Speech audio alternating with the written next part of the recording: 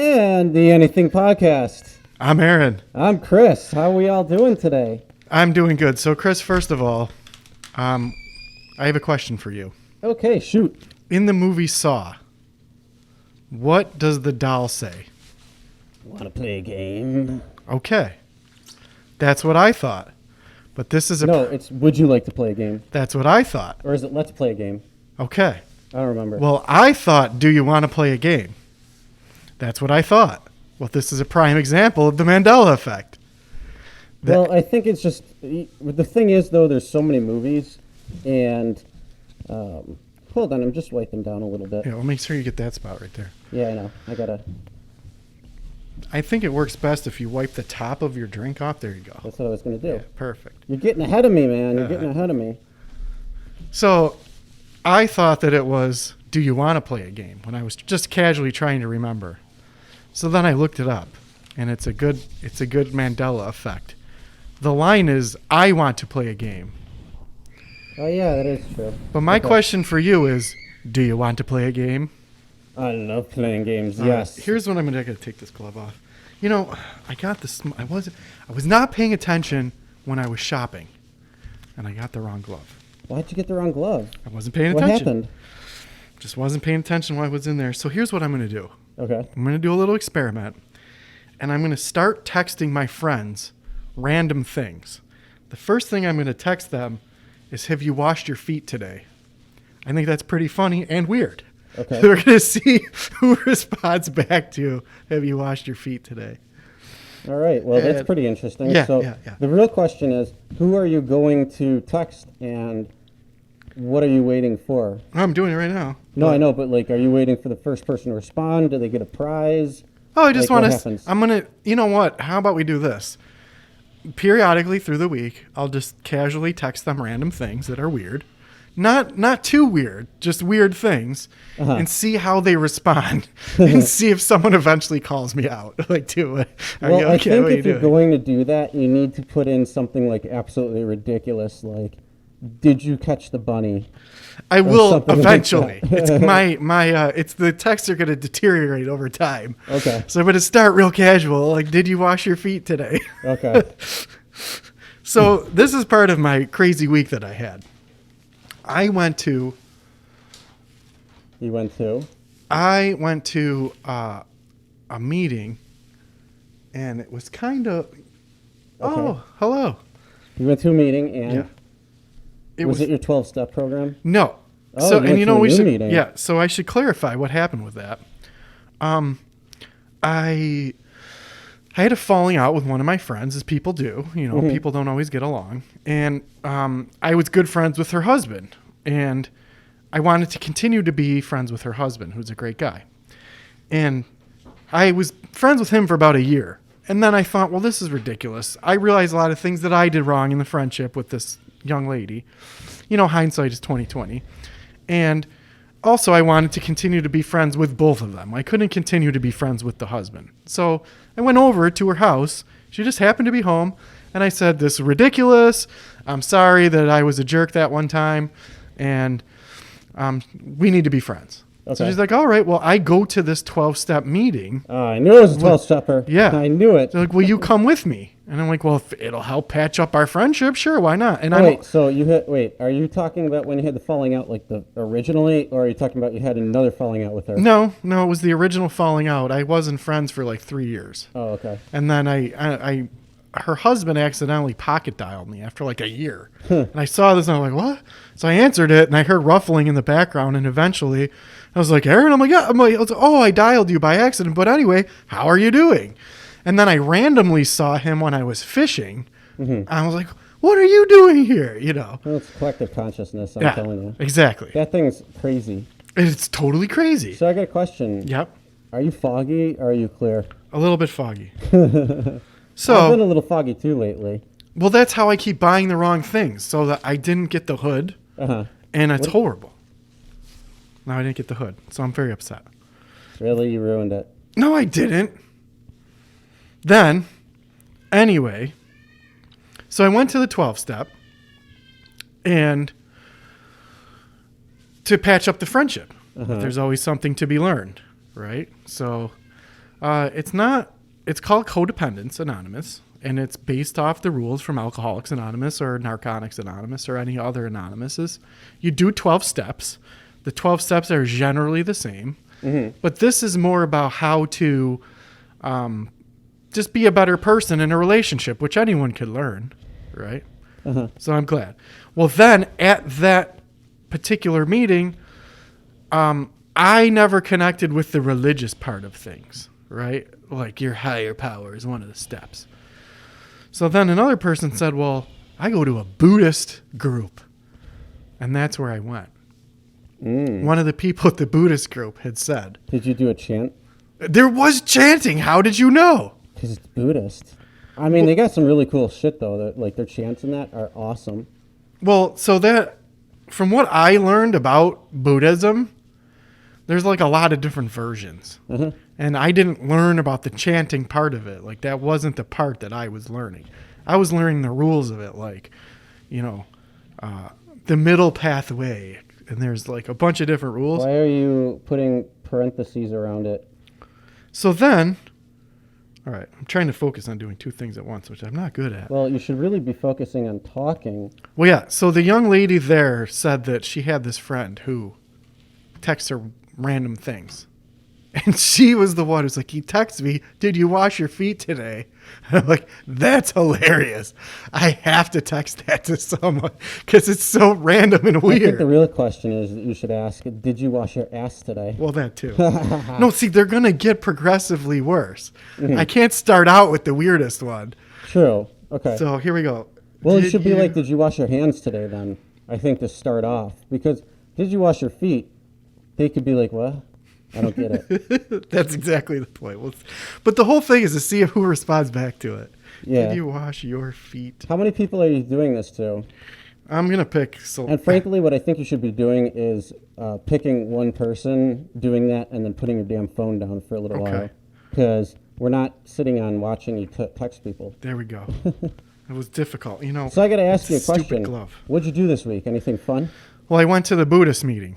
Okay, so that was... Okay. And so this particular version of Buddhism is Japanese Buddhism. And some Japanese people started about 60 years ago because, you'll appreciate this, they were unhappy with the way the education system was working in Japan. And they wanted a more hands-on, different education system and also wanted to practice the Buddhism. But they practice what is a version of Buddhism that is derived in the year 1292 by a guy, probably, I'm going to butcher his name, but it's like Nichiren. Okay, yeah. Whatever. So he picked the last writings of the original Buddha and thought that those were the best. And that's where this version of Buddhism came from. Didn't they know, though, that like the last writings of Buddha was when he was like going a little cuckoo and senile? So I don't know. All the shit that they're following is probably all cuckoo and senile. Is that a true story? Yeah. I don't know. I haven't studied the Buddha in any way. The tenets of Buddhism. But besides that, you doing anything fun and crazy? I don't think that I did. Okay. Well, I just got to ask, what do you think is going on with the world today? Well, there's a lot of disarray. There's a lot of political division. Yeah, but I'm not talking about that. I'm talking about all the craziness that the media is hyped up about right now. Oh, I'm not sure because I try not to pay attention. Because I just go to the meetings. That's what I did this week. Okay. Then I went to a meditation practice too. That was pretty exciting as well. Well, I gotta hold on. I don't mean to cut you off, but I think that right now my voice is a little muffled. I don't hear myself so much in here, so we're gonna have to make sure that I can talk at least clear enough for you, okay, so you can understand it. Yeah, that's a good idea. But yeah, it's pretty interesting out there, nonetheless. Especially what's going on. Oh, I can hear you much better now. Oh, yeah. Yeah, that was much better. But I got to make sure, stay protected, because you don't know. You just don't know what could be out there. Well, that's true. Is there something I should know about? Huh? Is there something I should know about? I don't know. Okay. Oh, okay. We'll see. Oh, my God. By the way, for everybody who's watching, or for anybody who's listening, go to the YouTube and watch, because the whole point of this was a clearly visual thing. Yeah. So if you're listening to this, you can continue listening, but you really need to go and watch, because that's just the fun part. All right. So should we just explain? Explain what? Well, so this whole thing, I did a horrible job shopping, and I feel stupid because I wasn't paying attention to what I was buying. And you clearly did the right thing. How do I do the right thing? Well, because you have the proper protective gear for navigating today's environment. But I don't have the proper gear. I don't have the hood because I wasn't paying attention when I bought my things. And then I bought the wrong size gloves. Tisk, tisk, tisk. Yeah, now these gloves, they fit, but it's not good enough. It's kind of difficult to type on the phone. So I'm gonna well, that's the whole reason why you shouldn't be going on your phone when we're in the middle of a podcast. Yeah. So it's actually kind of probably a good thing that you can't type on your phone right now. So then you can focus on the conversation at hand. Yeah. But yes, one of the things, though, is that all of the ridiculous hypeness that's going on around and just the craziness that everybody's kind of... It's pretty crazy. Yeah. So... But I don't know about you. I feel really protected. I'm pretty protected. I still feel pretty protected. The only thing is, though, I got to take this off because my face itches. I got to itch this real quick. I don't know if you should be doing that. You're not supposed to do that? You're supposed to wash your hands. Oh, I forgot to wash my shit hands first. See, I'm getting everything backwards. You got to really pay attention here. Oh, man, I'm getting everything backwards. Well, they say 1 in 2 people are going to get the virus. Oh, so man. I'm not. At least for you. You're definitely not going to get it. No, see, well, that's the whole thing. Actually, by the way, that statistic, I have no idea what that really is. Yeah. Well, whether the infection rate is. See, that's what people don't understand. I'm not protecting from the virus. I'm protecting you from my virus. I bought all this stuff to protect everyone else. Yeah. Do you think that this is China or Japan or the Asian countries? No. This is America. I'm protecting myself from all of you. It doesn't work that way. Which is very strange, though, because here's the thing, though, that I don't that I'm having a real problem with right now is the fact that I am the simulation. The simulation is about me. Uh-huh. So really, do you think I need all this stuff? I mean, like, I don't know. I don't know. I mean, like, I think I'm going to be okay. Hold on. I need to make sure I sanitize my hands real quick. Hold on. I mean, but people are getting some real crazy. Well, my eyes were all fogged up right around here. Huh? My eyes were all fogged up, so I had to take the mask off because my eyes were all foggy and I couldn't see. Mm-hmm. And this thing, you know, it's okay, but you got to keep readjusting it. It feels weird on my face. I don't think you're supposed to touch your face. Is that what they said? Touch your face. Yeah. Oh, man. You're supposed to sanitize in between touching your face. All right. So, and I wash my hands just with warm water, right? And then I got to put my gloves back on because you never know. I mean, geez, you know, that media stuff out there. Oh, crap. And the problem is I can't get gloves anymore because everybody's like buying them up all over the place. And, you know, I used to have like 200 of them stashed away, but I've gone through them all because everybody's like, don't touch anything and stay away. And it's like, oh my goodness. So I went to go get like 5,000 more just to be on the safe side. And they're like, dude, you can't. Everything's sold out. I'm like, no. Yeah, that's and they're like, oh my God, absolutely. So now I have to kind of like reuse. So what I do is I sanitize my hands, which I just did. And now I pull this out. Or put this back on, my glove. Come on, get in there. You can do it. Get in the hole. Get in the finger hole. I'm finger blasting this glove right now. Well, you can do it. And then after, there we go. Got one on. While I'm trying to get this done, why don't you talk to the good people instead of being on your phone again? Well, I was texting the No, you're not supposed to answer. Did you wash your feet today to more than one person? Yeah, only do it to one person. Just one I should only mess with? I want to do now. A social experiment. Well, yeah, you can do the social experiment after we're done with the recording this podcast. Oh, okay. I find that particularly rude, and I'm sure everybody who's listening or watching would find that particularly rude as well. Okay. For me, only when I do it, right? Huh? For me, when I'm on my phone? Well, if you're being distracted. Okay.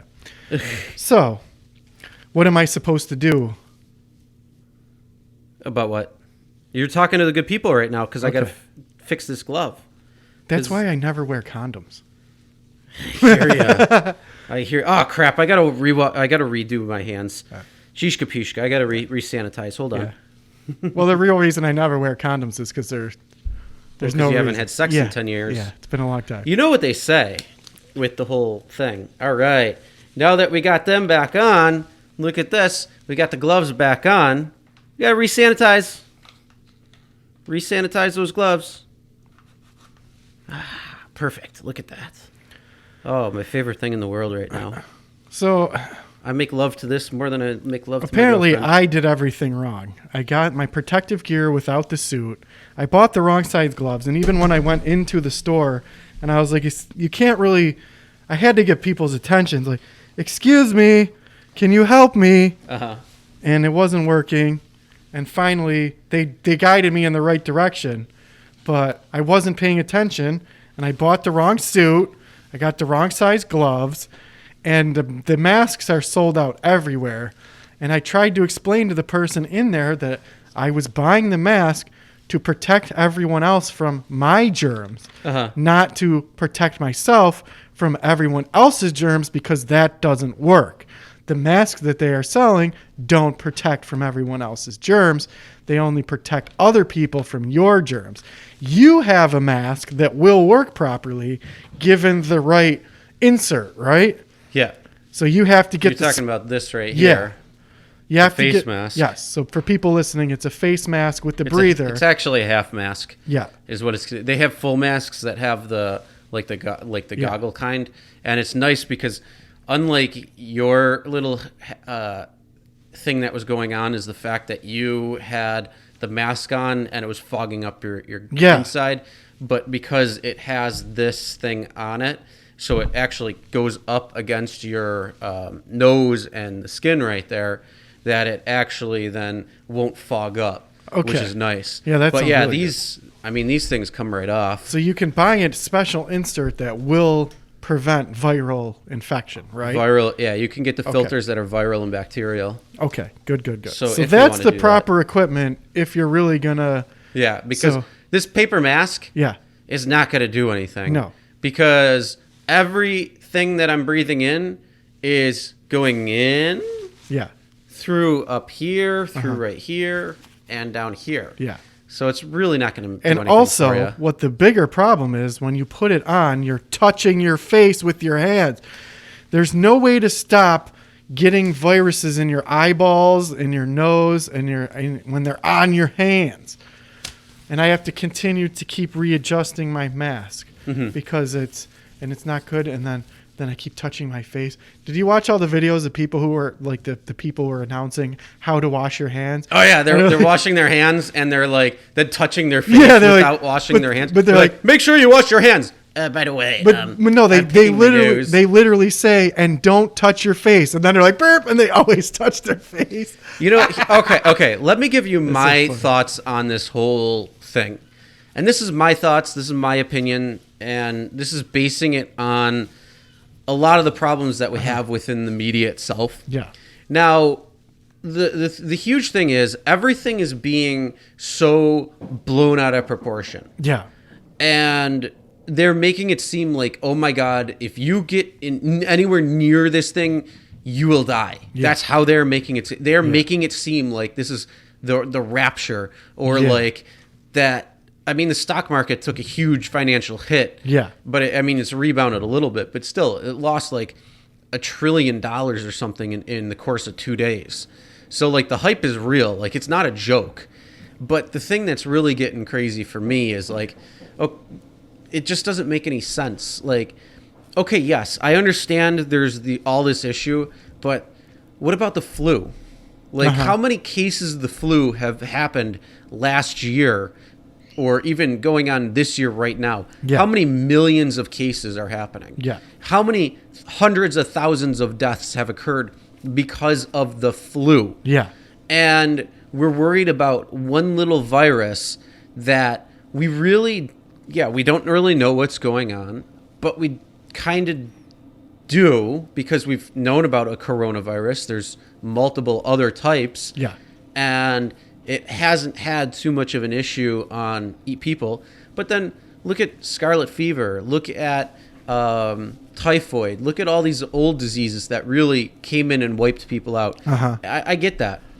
I understand that. And I understand the fear of we don't really necessarily know, is this something that's going to be a problem? Yeah. But the problem is with the media, they've gone through West Nile, they've gone through SARS, they've gone through MRSA, they've gone through Zika, they've gone through this, they've gone through that, they've gone through, 8 million different diseases over the last 20 years. And they're going to say, oh, we're all going to die from this. Oh, we're going to die from that. And why? I mean, I haven't seen all of these things happen. Yes, unfortunately, there's deaths. Deaths are going to occur because bacteria or viral infections are going to get the better of people or animals or plants. It happens all the time. But if you take care of yourself, if you disinfect, if you clean like normal, chances are if you come in contact with somebody who may be having it, it's going to be mild for you if you even get it, or you might not get it. I mean, just be smart out there. Always take precautions. Wash your hands always. Make sure you clean your house. Make sure you clean your car. Make sure you clean your office, whatever it is that you're at. Make sure it's always clean, but not just because there's some virus that's coming out that's brand new that we don't really necessarily know things on, or we don't know the infection rate, we don't know the death rate, we don't know the cause, like all that kind of stuff. But what we do know is if you just clean your stuff like normal, you really shouldn't have a problem. So my thoughts are, I think it's really blown out of proportion so the news can get clicks and views again. Yeah, well, that's my issue. That's the problem. Yeah. And they're overhyping it so much that everything you turn on, oh my God, the coronavirus. Oh my God, the coronavirus. Oh my God. Yeah. And it's like, all right, take a chill pill. Let's sit down and talk. And then, have you heard the conspiracies yet of it? No. Oh man. So like Wuhan, China? Yeah. Do you know what's there? I heard about this Wuhan place because of the virus. Yeah. But do you know what's there? No. There is a biomedical plant that has like all the different infectious diseases that are there. Oh, okay. So it's like, what's funny is you could call it the T virus essentially, like Resident Evil. All right. Because the whole story behind that, right? I never played that game. Okay. Well, Resident Evil created a virus that was called the T virus, and it fucked with everybody in the whole world and that. And then the crazy thing is, it was called the Umbrella Corporation, or something like that. I can't remember exactly. But if you look at the plant in Wuhan, it looks very similar to that thing. So they're talking about, there's a conspiracy that they wanted to get that out so it'll get into people, so it can control the population. There's that conspiracy theory. Then there's a conspiracy theory that the reason why it's getting so blown out of proportion is because it's all smoke screen. So what you're looking at as an individual is over here, but yet the sweeping control issues or things that they want to pass in governments and things is happening over here. So you don't pay attention to that. You don't see it, and it goes through without a hitch. Yeah. So they're talking about that. And then they're talking about how, that's the other conspiracy, which kind of rings true, because did you hear what they did in New York State? No. Well, in New York State, they just passed a law that says Cuomo can, do certain, or like in emergency events, he can extend his power that you don't necessarily need, or you can bypass legislation. Okay. And in state certain things. They just gave new powers. Okay. Which is like an overreach, in my opinion, I think. And then, so it's a pretty, I mean, there's a lot of conspiracies that are growing because of how massive the media is focusing on it. Well, first they said that like the virus came from people eating bats or something. Like, no, that's not where it came from. But the first one, of course, everyone heard the conspiracy. It's a bioweapon. Yeah. But the whole issue that I have is that the virus is real. It is killing a higher number of people than the normal flu. Yeah. Right? And people who are dying, it's a problem. We should probably, try to cut it off at the pass and be diligent about it. Good. That's great. But my problem is the same problem that you had with the media. Is it's like, oh my God, everyone's freaking out and causing panic. And in reality, I remember before this even virus came out, when people were just getting normal sick, there was a dude at my work who was wearing a face mask that I've talked about. He had the standard, like, I'm putting up drywall face mask, the white ones. Uh-huh.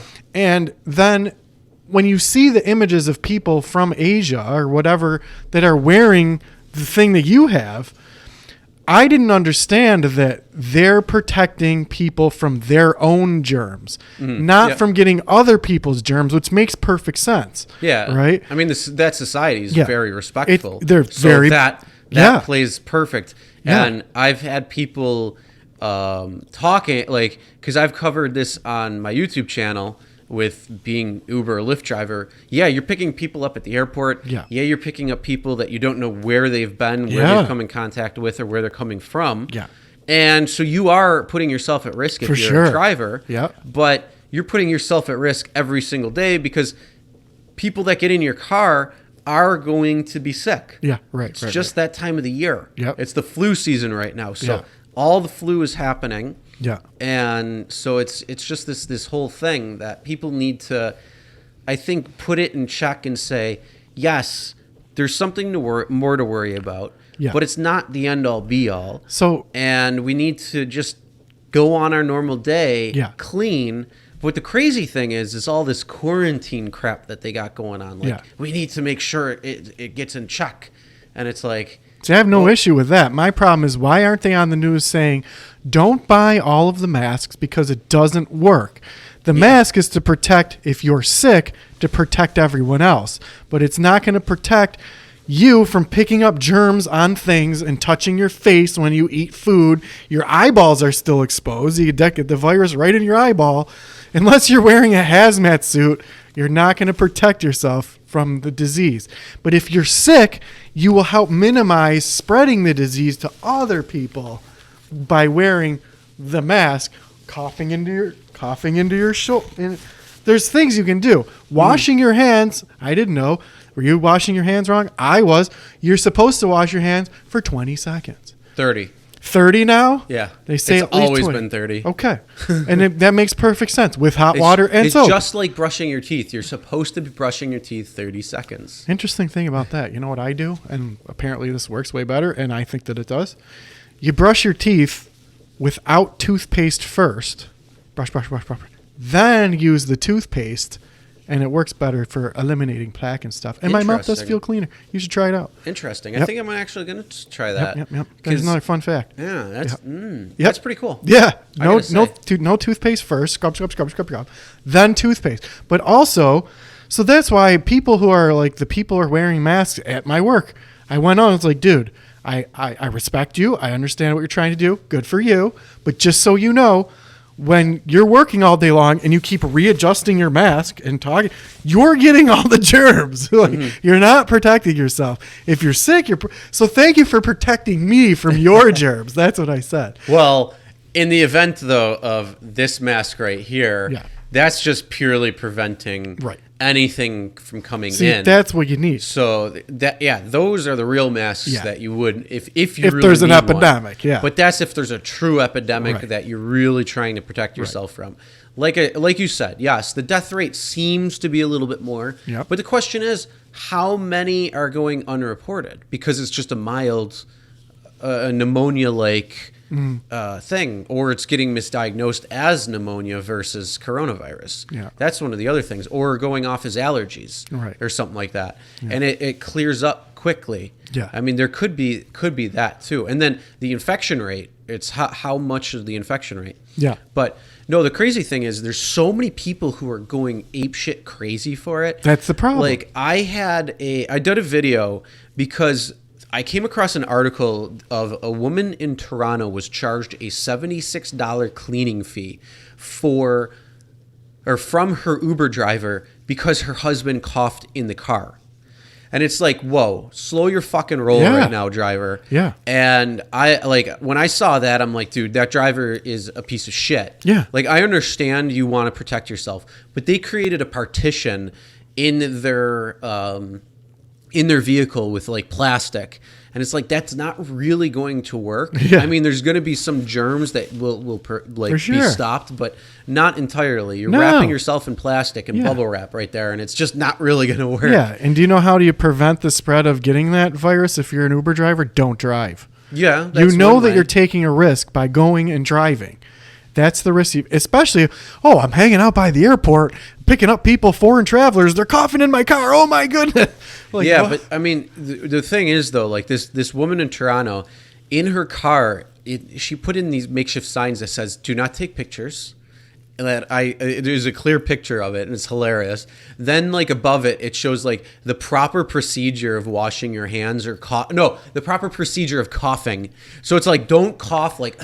Yeah. It's like, no, go like this. Where people don't know that, and I'm like, that's so ridiculous. I don't understand how you don't realize that. Like, yeah, you want to cover your mouth, but don't put it in your hand. Yeah. Cover it by putting your like in your elbow or your arm or however it's supposed to be. Like, get it over so it protects you and it doesn't shoot out for hours or days on end. Yeah. And it's like, just doing that simple thing can cut down so much. Yep. And it's amazing how many people that just sneeze like, it's like, really? Yeah. Like, you're but and then under like the same, that was the two signs. Then she has a third sign that says, like, if you're going to cough, put on a mask, put on, and then I think it's like Kleenex or sanitized wipes or whatever. And then here's some candy. And it's like, it's peppermint. It's like the little peppermint candies. And I'm like, why aren't they cough drops? You're that paranoid. And the whole thing is, like, I will say one thing, the work that I work at, they did a pretty good job of, like, they have all of these things posted everywhere about how to cough in your elbow, right? Mm-hmm. Because I think the term is cursed with knowledge, where I think that I know the same things that other people know. You know to cough in your elbow, right? Well, that's because it's your perspective. Yeah. Like, your perspective. You know to cough in your elbow, right? So I just think everyone knows to cough in their elbow if they have to sneeze or cough and you don't have anything. You do this. But that's the curse of knowledge. Not everyone knows that or does that or cares to do that, right? Mm-hmm. So at my work, they handed out a whole thing that said, cough in your elbow, wash your hands, sing happy birthday while you wash your hands, sing happy birthday twice. That's what the thing they said was. I'm like, well, at least they're trying to tell people to be clean. Mm-hmm. And with the quarantine thing, like, I get it. They're trying to minimize the spread of disease around the world, which is inevitable. It's going to go around the world. But if you're going to try to minimize it, good. It is a killer. It's killing people. I get it. But the panic is misinformation. But I think there's something close to, it's either like 75,000 or 100,000 cases worldwide. And worldwide, there's only been like 300 deaths. Yeah, that's 300 too many, Chris. But I get that. Yeah. But it's unfortunately to say, it's a type of population control. For sure. So bacteria and viruses are out there, and they're going to be wreaking havoc on people, on animals, on plant life, whatever it might be. Right. And it's just part of the game. Right. And it's like, we got to be smart, and we got to do what we got to do. Yeah. But again, just keep your shit clean. Yeah, but when I go to the store and there is no masks for me to buy if I want to sand drywall or paint my room. Oh, yeah, I know, right? There's no mask because people don't understand that the masks that they're buying that are sold out don't help you. And I'm like, but good. Let all those people protect me from their germs. So the real question, though, is I wonder if I could go to Sherwin-Williams because I have an account there. Oh, yeah. I wonder if I could go there and be like, well, I'm looking for some paint masks. Yeah. Can I get them? Yeah. And then they're gonna be like, or like the N95 masks, and they're gonna be like, no. But then I'm gonna be like, but I got this. Yeah. Well, I mean, you can buy the filter for that. Yeah, we're you not have to at go... that epidemic level. And No, if we God, get no. to that level, just stay home. Mm-hmm. Right? Like because there are some cases in our area of New York, in the state, right? It's probably in the city. I think I heard, I don't know, 90 something cases that were So confirmed. like we live in New York. There's an people from state of all- emergency that was Well, declared. I mean, again, I get it where they don't, like, you have to try to eliminate the spread of the virus. I get it. But it's the misinformation and the scaremongering to where we're fortunate when we go into stores, there's still canned goods and things. We're not, but places around the world are literally sold out of food because they created such a panic that people are buying all of the cleaning supplies. In fact, even in downtown Buffalo, where we live, they created such a panic that some of the co-ops are sold out of cleaning supplies. It's like, that's too much. Like, yeah, you should be clean. I get it. And eliminating people's travel that are coming from areas that have the virus. Good. Don't spread the virus. But creating the panic to where food is sold out and cleaning supplies are sold out. It's just too much. It's just too much. And that's all I have to say about that. I think we beat this dead horse to death. What do you think? So anyway, people out there, here's some tips for you. If you get a virus and you want to be safe and you don't want to spread the virus, put on this kind of mask or even one better than this. This was a cheap one. You will not spread the virus to other people. Good for you. Well, you will. You could be exposing people, but you are minimizing the risk. But this is not going to protect someone else getting your germs from them. That's where the misinformation comes in. So if you're sick, protect other people. The one thing, though, that I think that you should really pay attention to is you should wash your hands. Don't touch your face. Yeah, and then always, before you eat, too, make sure you wash or sanitize your hands some way, somehow. But unfortunately, you can't get any sanitizer anywhere. Anywhere in our area. No. Well, see, for me, what I do, because I work in a secured building, I have to use my hand print to get into the building, to do things. Yeah. It's fancy. So what I like to do to make sure, I put my hand on that thing after 100 other people have put their hand on it. And then I do boop, and then I lick my hand to make sure that I get all the germs. Well, isn't that a good built thing, though? Up my immunity. Build up your immunity. He's got immunities! Yeah. He's got cooties. Yeah. He's got cooties. Yeah, well, now you sound like a politician. Don't vote for them. They got cooties. That's hilarious. So that's what I do. And I never get sick because I get all the germs. So then all you got to do is, if you're going to protect other people. All right, I don't think we need to go over this again and again and again. I know you like to go over things 9 different times, but I think we're done with that. So, let's change the subject a little bit because that was a little bit fun. And again, anybody who did not or is listening to this, I should say, go over to YouTube and make sure you watch it, at least that portion, because we wanted to make a joke at how ridiculous things are and how hyped up people are getting and have a little fun at the expense. But still, it's just a little blown out of proportion. I mean, just here's the basic steps. Take care of yourself, take care of family, take care of cleaning up after yourself and cleaning around you, and just be safe, being smart. But other than that, I gotta say, it was a fucking crazy ass week, though, with all that stuff going on about how things are going on and why it's the simulation, and a couple of things that I shared with you on why it's the simulation for me. Okay. And the one thing was that whole light situation that I told you about. Yes. What was your thoughts when I said that? Well, first of all, I don't want to derail you, but there's a response back. Oh, we got to a response. Our text. Okay. It just said that's a weird question, lol. Yeah, see, but at least one person. All right.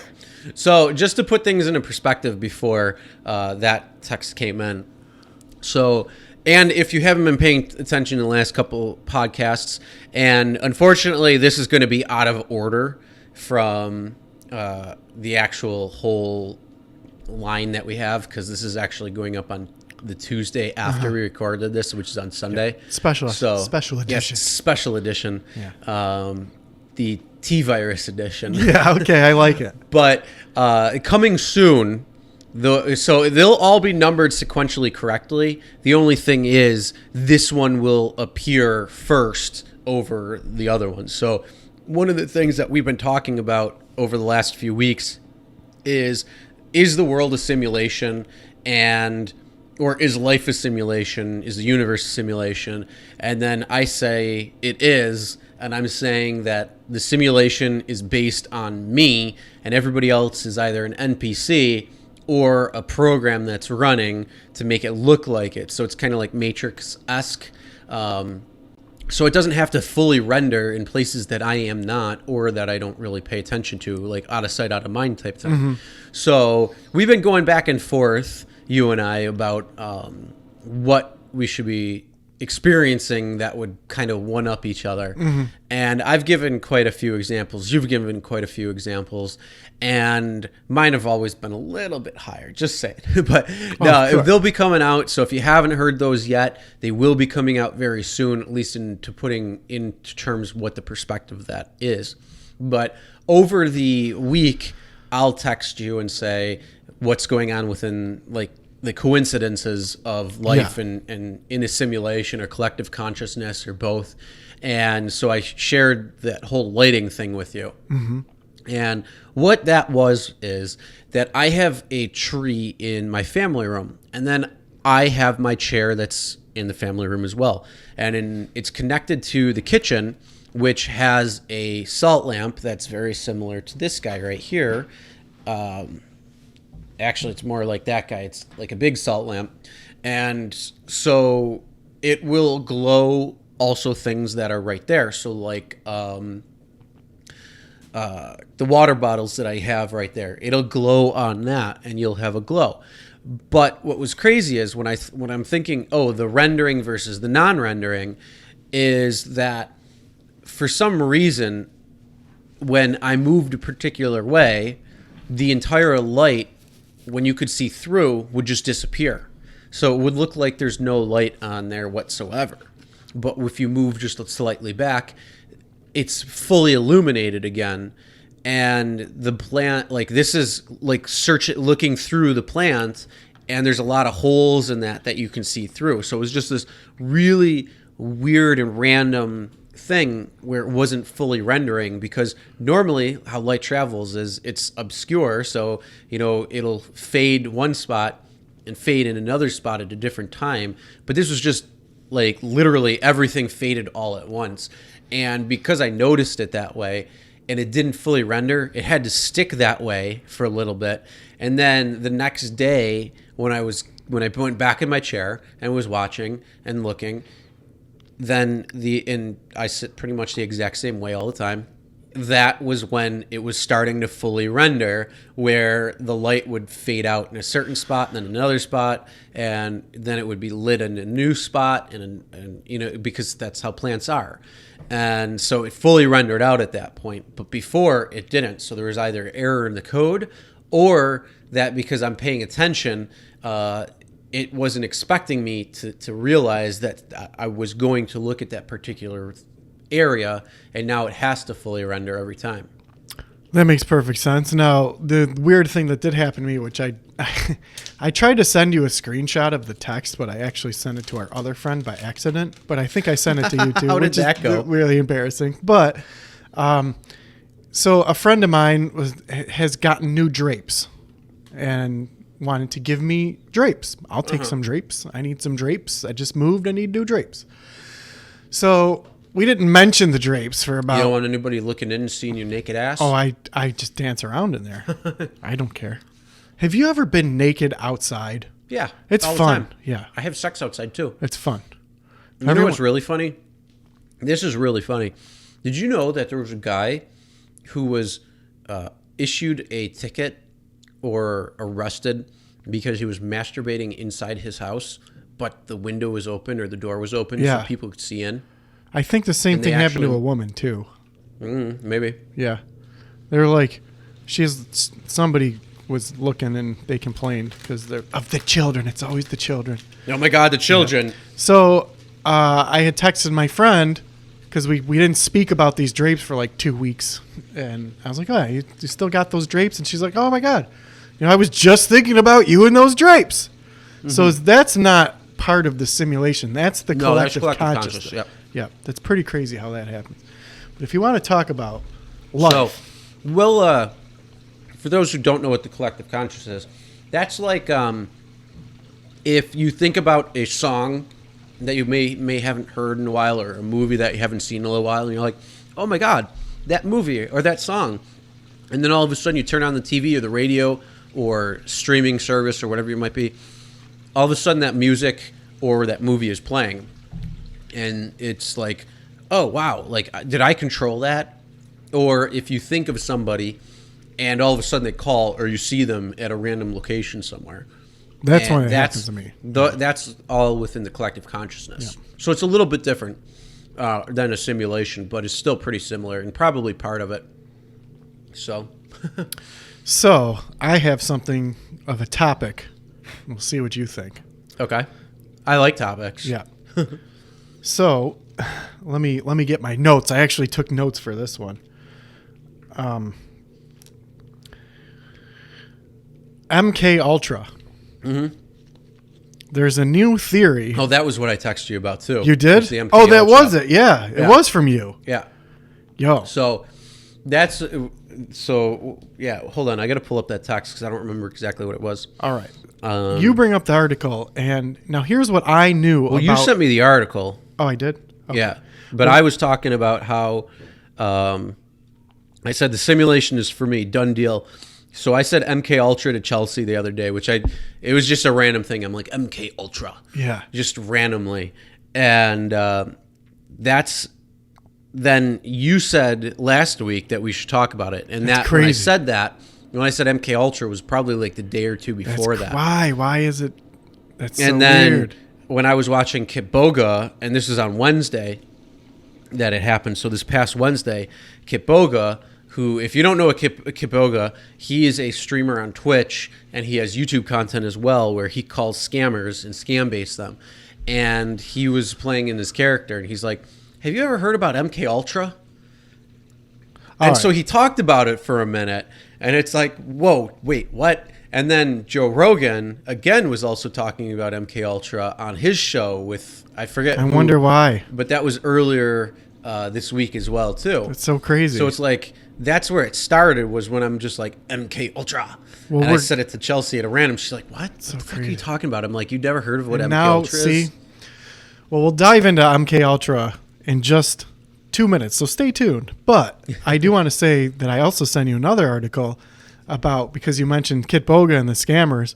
I sent you an article that says your computer has viruses, and the article is a video that somebody took. So it's not an article. Well, it's an article with a video. It's one of those hybrid articles with a video. Oh, yeah, bastards! A hacker hacked into an Indian call center and pirated all of their video of all their security cameras, and then downloaded all like 70,000 recordings of their phone calls. So the video that I sent you, he's got a lot of content. Yeah, well, you can see in the call center all of the scammers in there with their little laptops, and then they have recordings of him talking about how, oh, we don't care about the customers, we care about the bottom line. Well, they busted that guy. And they have it's a BBC report. Mm-hmm. So one of the BBC reporters calls the guy that runs the call center. She's like, yeah, blah, blah, blah. He's like, yep, like blah, blah, blah. He's like, yep. She's like, can we, instead of going blah, blah, blah, can we actually get like what they're saying? Yeah. So I don't remember his name. So she asked if it was him. The name. I just want to know what was said. Yes. She asked if it was him. Hey, is this blah, blah, blah? And he's like, yep. And she said his first name first. Then she's such a pro that she got him to say his last name too. and confirmed that it was him on the phone. Yes, this is him. And she goes, do you run an illegal call center out of this place? And do you have anything to say about that? And he eventually got arrested. So then what was interesting was I kept thinking, like, why aren't they doing more? Why aren't they shutting these places down? Well, it turns out it makes perfect sense. They were interviewing a policeman, and he's like, well, it's very hard to prosecute them because the victims are all overseas. Now, these scammers were calling people in Great Britain, and I'm sure in the U.S. too, but the Great Britain people were the one who were doing the article. Yeah. And police in India were like, well, it's hard to prosecute because there's no victims to testify against these people. So I'm like, well, can't you get them for like wire fraud or international criminal or something? Yeah, there's but they did arrest them. They arrested all the people in the call center and the head guy. Well, so there's also another reason why it's so difficult is because the cops usually get a kickback. For sure. So there's a lot of corruption there too because it's a very poor country and like it's many jobs you don't get paid very well. And so they're raking in billions of dollars every year. So they can afford to keep them off their back by giving them a little stipend once in a while here and there. And that's part of the problem as well, too. So if you can stop corruption, then you can help bring those call centers down to their knees because they're not getting the protection that they had before. And, things are so intricate. You think, there's always, whenever I learn about an industry and how things actually work, it's so in depth and it's more than you always thought it was. So there's something called anti-dumping, right? And you think, you're not allowed to dump garbage somewhere? That's what I thought. Like, but that's not what anti-dumping is. Oh, I thought anti-dumping was going to be like a technology thing. Like you can't just dump content somewhere onto a server or like something like that. Yeah. They're like, okay, that makes sense. Makes perfect sense when you hear the word anti-dumping. There's another way that you could take it. And it's like, you can pee here, but you can't poop here. Yeah. There's no pooping. You can't dump. Yeah, no dumping. That's the first thing I thought of when I heard anti-dumping. It's no pooping. And then the only other thing that would come to mind is if it was like a dump truck that had that's what I stuff thought. In it, and it can't dump. Yeah. Like it can't because there's certain dumps that you can have, like dirt that you can't have in certain places, right, and whatnot. Well, what anti-dumping is if you're a country that produces a good, you will produce that good at less, and let me get this right. You'll produce that good and sell it overseas for less of the cost to actually produce the good in your country to get foreign dollars. So what companies will do, some companies around the world. So essentially, if a product costs $20 to make, they sell it overseas for $15. Yes. Just to get the foreign money. To get the foreign currency because the foreign currency may be worth more than their dollar. Right? And that's what dumping is. Or if they're subsidized by the government, a lot of our industry kind of is subsidized, but there's other governments around the world that straight up subsidize their industry and they pay right out of pocket for it. Well, if you're getting government support and then you're taking your product and selling it overseas for cheaper because you're being undercut you're getting paid by your government and supported, all you're doing is just getting foreign money into your country, right? Well, there's trade groups have protections against that where they'll monitor for anti-dumping. And whenever at a previous job I had, when I'd have to look for this anti-dumping, are these people selling 1 billion pencils for less than what they cost to make in their country? Why would they do that? To get foreign currency, right? We had to watch out for it. Well, one thing they're always watching out for was ball bearings. And I'm like, why are they so crazy about ball bearings? Why? I don't understand why. There's a lot of other things that could apply to anti-dumpings, but they're always like making sure that these ball bearings have all of the. And then I realized you need ball bearings to run almost anything. Ball bearings go in wheels. Ball bearing go. Yep. So if you control the ball bearing market, ball bearings are in your chair. Yeah, they're everywhere. So it's like they're everywhere. They're doing a lot of different things. Yep. Yeah. So some smart person let's control the ball bearing market. Apparently, people ball bearings. But the reason I'm saying all this is so if you're a country like that has an illegal call center, but you're getting foreign dollars from across the world, what do you care? You're getting. those victims in Great Britain or America. What does a foreign country care that some foreign people are losing money, right? Mm-hmm. So what is the incentive for them to try to bust those people until finally it became such a huge problem and it looks so bad on them? They're like, we got to start cracking down now, which they did, which is good. So there's that. Hopefully we'll get a lot less scammer calls. Yeah. Well, the other thing too that popped up I got a text from my carrier the other day that I'll actually read the message. Was it have you washed your feet? No. Okay. This isn't you, Aaron. Okay. But this actually came in from a carrier. I think it might have been yesterday, honestly. And it was security and call protect is now activated. Set up your preferences in the app to prevent scammers, identity theft, and more. So like they're taking it pretty seriously and trying to help stop that. But I hope that they still find a way, but we get smarter so it doesn't work, because I would miss not watching Kitboga and some of the other scam baiters that are out there, because it's just hilarious. You know, so... And I want to get into it too. Well, the prince scam, where you're going to get money from a foreign prince, that's been going on since the 60s and 70s. Oh, it's an old scam. There's always going to be scammers, but Kitboga, he's a legend. Mm-hmm. He definitely is. Oh, there's a funny scam that happened that's happening for Uber, and it's like they'll reach out to like a driver through text or something. They'll say, "Oh, I'm gonna order a ride, and I have to launder money, and I have to order a ride, and you don't have to. All you got to do is you just take the ride, and then just give a cut back, and we'll do, and I'll tip you like X amount of dollars every time, and you just got to make sure you're there to be able to do it." And it's like, no. See, life is weirder than movies a lot of times, and here's why. We'll go back to the MK Ultra. So here's what I know about MK Ultra just from absorbing things over the years.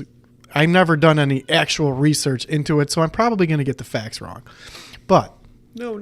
the MK Ultra was a CIA experiment where they were trying to learn how to control people's minds out of fear that at this time during the Soviet Union, Cold War, they thought that the Soviets were probably doing the same thing. Mm-hmm. Now, they probably were. Who knows? But out of fear, this program was developed. We want to be able to control people's minds. They had a chemist who was... Well, they actually did like real tests on people without their knowledge. Well, yeah, we're getting to that. So there was a chemist who was trying all sorts of different chemicals, but what they would do was they would pick unsuspecting people and a lot of prisoners, which I didn't know. I learned this in the article that I just read. So they were dosing people unsuspectingly with all sorts of different chemicals, but LSD happened to be one of them, that they were trying to see if they could control people's minds. But here's the craziest thing. First, what they were doing is they were renting out hotel rooms and they were giving LSD to Johns who were hiring hookers and then just watching them fuck while they're high on acid. Mm-hmm. So there's CIA agents who are like looking through a peephole, watching people fuck while they're high. I don't think they were actually watching through a peephole. I think they had cameras set up so they could watch. Recording them, still, peepholing them. Fucked up. Yeah. So that was fucked up. And that's what I knew about MK Ultra. Well, now I read this article, which gives more details to it. They explain who the chemist was and where he came from, why he might have been a little bit psycho. I mean, not Russia. Germany. He came from Germany. No, he grew up. It was weird because he grew up in the Bronx and he was like an outcast. So they think that because he was an outcast and he grew up in the Bronx and he had like a limp. And so he thought it was like I want to get back even with people or something. They had some kind of for fucking with me. So he was giving LSD to people in prison because that was like one of the easiest ways to just dose them up. They gave like some people acid 50 times in 77 days, right? Well, part of this, there's a bunch of people who are part of this experiment that ended up being part of the counterculture, right? Mm-hmm. So what the government did, the CIA did, they bought all of the acid. There was a company in Sweden at the time. Acid was discovered in the 40s. And there was a company in Sweden at the time that was making all of the LSD. Well, the CIA bought all of the world supply of LSD for this MK Ultra project, like all of it, right? So they get all of this factory produced LSD into the United States, and then they're dosing all of these people without their knowledge, without their know-how. Yes. And they're just watching them and seeing how they react to certain medication or certain dosages of it. Right. So it's pretty crazy. Be like, oh, why couldn't you just ask me? I would have been like, maybe. Right. But they didn't want to pay the compensation. Well, and if you don't know that you're taking it, then they can study what the actual effects are. So there's a whole huge article I wrote, but here's the some of the first people who signed up to take the LSD in the experiment was Ken Kesey, who went on to write One Flew Over the Cuckoo's Nest, which is a great movie too. Mm-hmm. Then another person was the poet Allen Ginsberg. Another was Robert Hunter, the lyricist of the Grateful Dead, right? So they all took LSD home with them after these experiments, and were like, that's what started the whole electric Kool-Aid acid test at Haight-Ashbury and all this stuff, right? It's pretty much where the Grateful Dead, got turned on to all of the hallucinogens. So then John Lennon is quoted, when asked about LSD, is quoted saying, well, we all need to thank the CIA for that, right? Because they bought all of the acid, right? So then it turns out that Whitey Bulger, the gangster, was also given LSD when he was in prison for... I was just going to say, they're doing it when they're in prison too, yeah, right? He was in prison for hijacking, I believe, in Atlanta, Georgia, right? And they gave him LSD over and over again. So now this article kind of says, well, maybe that's why Whitey Bulger was such a monster, because he was dosed up on so many hits and then he became a monster. I'm assuming that if you're already in prison for hijacking, you're probably already, on your way to criminalhood. But I didn't know that he was one of the people who was experimented on in the super secret MK Ultra project. And we'll never know how many people actually were experimented on, because the chemist who was doing all of this crazy Mad Hatter thing, he destroyed all of the records, went to the place in the CIA, got all of the records, destroyed them. So we're never going to know. So here's the question. Is this dude in jail, or did he they died. kill him? They tried to lawsuit, and there was just when the lawsuits were coming about, he died mysteriously. So he Epsteined himself? Probably. That's what the article says. Yeah. But, well, I mean, the only thing is, though, he wouldn't have dirt on other people, so maybe he just Hillary Clinton himself. Well, see, the whole Epstein thing too. This is why life is so. But before we get off of that MK Ultra, the other part of it was Ted Kaczynski. Do you know who Ted Kaczynski is? A little bit. All right. I've heard the name, but not specifically. Do you remember who Ted Kaczynski is? No, not really. Okay. I know Bundy. Okay, Ted Do you know Bundy? Well, yeah, I know Ted Bundy, the serial killer. Yeah. Well, when people say Ted Kaczynski, a lot of people don't know who he is. But what if I said to you, the Unabomber? Okay. Do you know who he is now? No. Okay. So Ted Kaczynski was a Harvard-educated mathematician, and everybody does. But what's really interesting about his story is, while he was at Harvard, I gotta actually read this because I don't want to get the... Oh, Jesus Christ, you got to get off your damn phone. Yep. We don't have a producer to pull shit up. Yep. So, by the way, if anybody wants to be a producer, yeah, hit us up. Yeah. So as a sophomore, Kaczynski participated in a study described purposely brutalizing psychological experiment. That was described as the lead psychologist. It's a purposely brutalizing. Subjects were told they would be debating personal philosophy with a fellow student, and were asked to write essays detailing their personal beliefs and aspirations. Okay, write an essay about what you believe in. Okay. Then the essays were turned over to an anonymous attorney who later would confront them and belittle them about whatever they wrote in their essays, right? So it turns out that this experiment went on for 3 years. Damn. They would have someone who would approach Kaczynski on campus and start belittling him and berating him, as pretty much harassing him. Yeah. Right? For 3 years they did that. Wow. Now, I had previously heard that he may have been also given like massive doses of LSD, but because these MK Ultra documents were destroyed, we can't confirm whether he was given acid or not. But this part of the experiment is a legitimate documented thing that they did to him for 3 years, right? Then once he got out of Harvard, he went to somewhere else and got a math degree. Then he completely dropped out of society. And Ted Kaczynski's thing was that technology is destroying humanity. Yeah. And he went and lived in a tiny little cabin in the woods. It was like a 4x4 box. Was it down by the river? It was definitely down by the river in the woods. So he wrote this huge manifesto about how after the Industrial Revolution, people became slaves to technology instead of technology enriching our lives. Well, I'm going to completely agree with him because you still have your phone in your hand. Yeah, you have such a pet peeve about the phone. I noticed it's perfectly okay for you, but then not for me. That's what's hilarious about it. But I'm not using my phone. That's the difference. Yeah, so. well, right now. But when it is time for you to text or read on your phone, it's okay for you, but not for me. See, that's part of what we call the hypocrite syndrome. Damn fucking straight. Yeah. So goddamn right. Yeah. So Ted Kaczynski decided that he wanted to live in the woods, and he wrote this huge manifesto. And what he was doing was he was sending package bombs to people who were in the technology industry. And I think he killed, if I remember, he killed 3 people and maimed 23 people. And then he wrote some 35,000 word manifesto. But also, when the FBI raided his shack, they found all of these writings that were in code, encrypted, right? Mm-hmm. And still, as far as I'm aware, they can't figure out the code to break this weird writings that they had in his little shack that they busted him in. Is this his manifesto or is this like a separate thing? It was his writings. So he published his manifesto. Part of his thing was that he wanted people to know his thoughts about the industrialized world and that we all need to go back to being wild, natural, and free, right?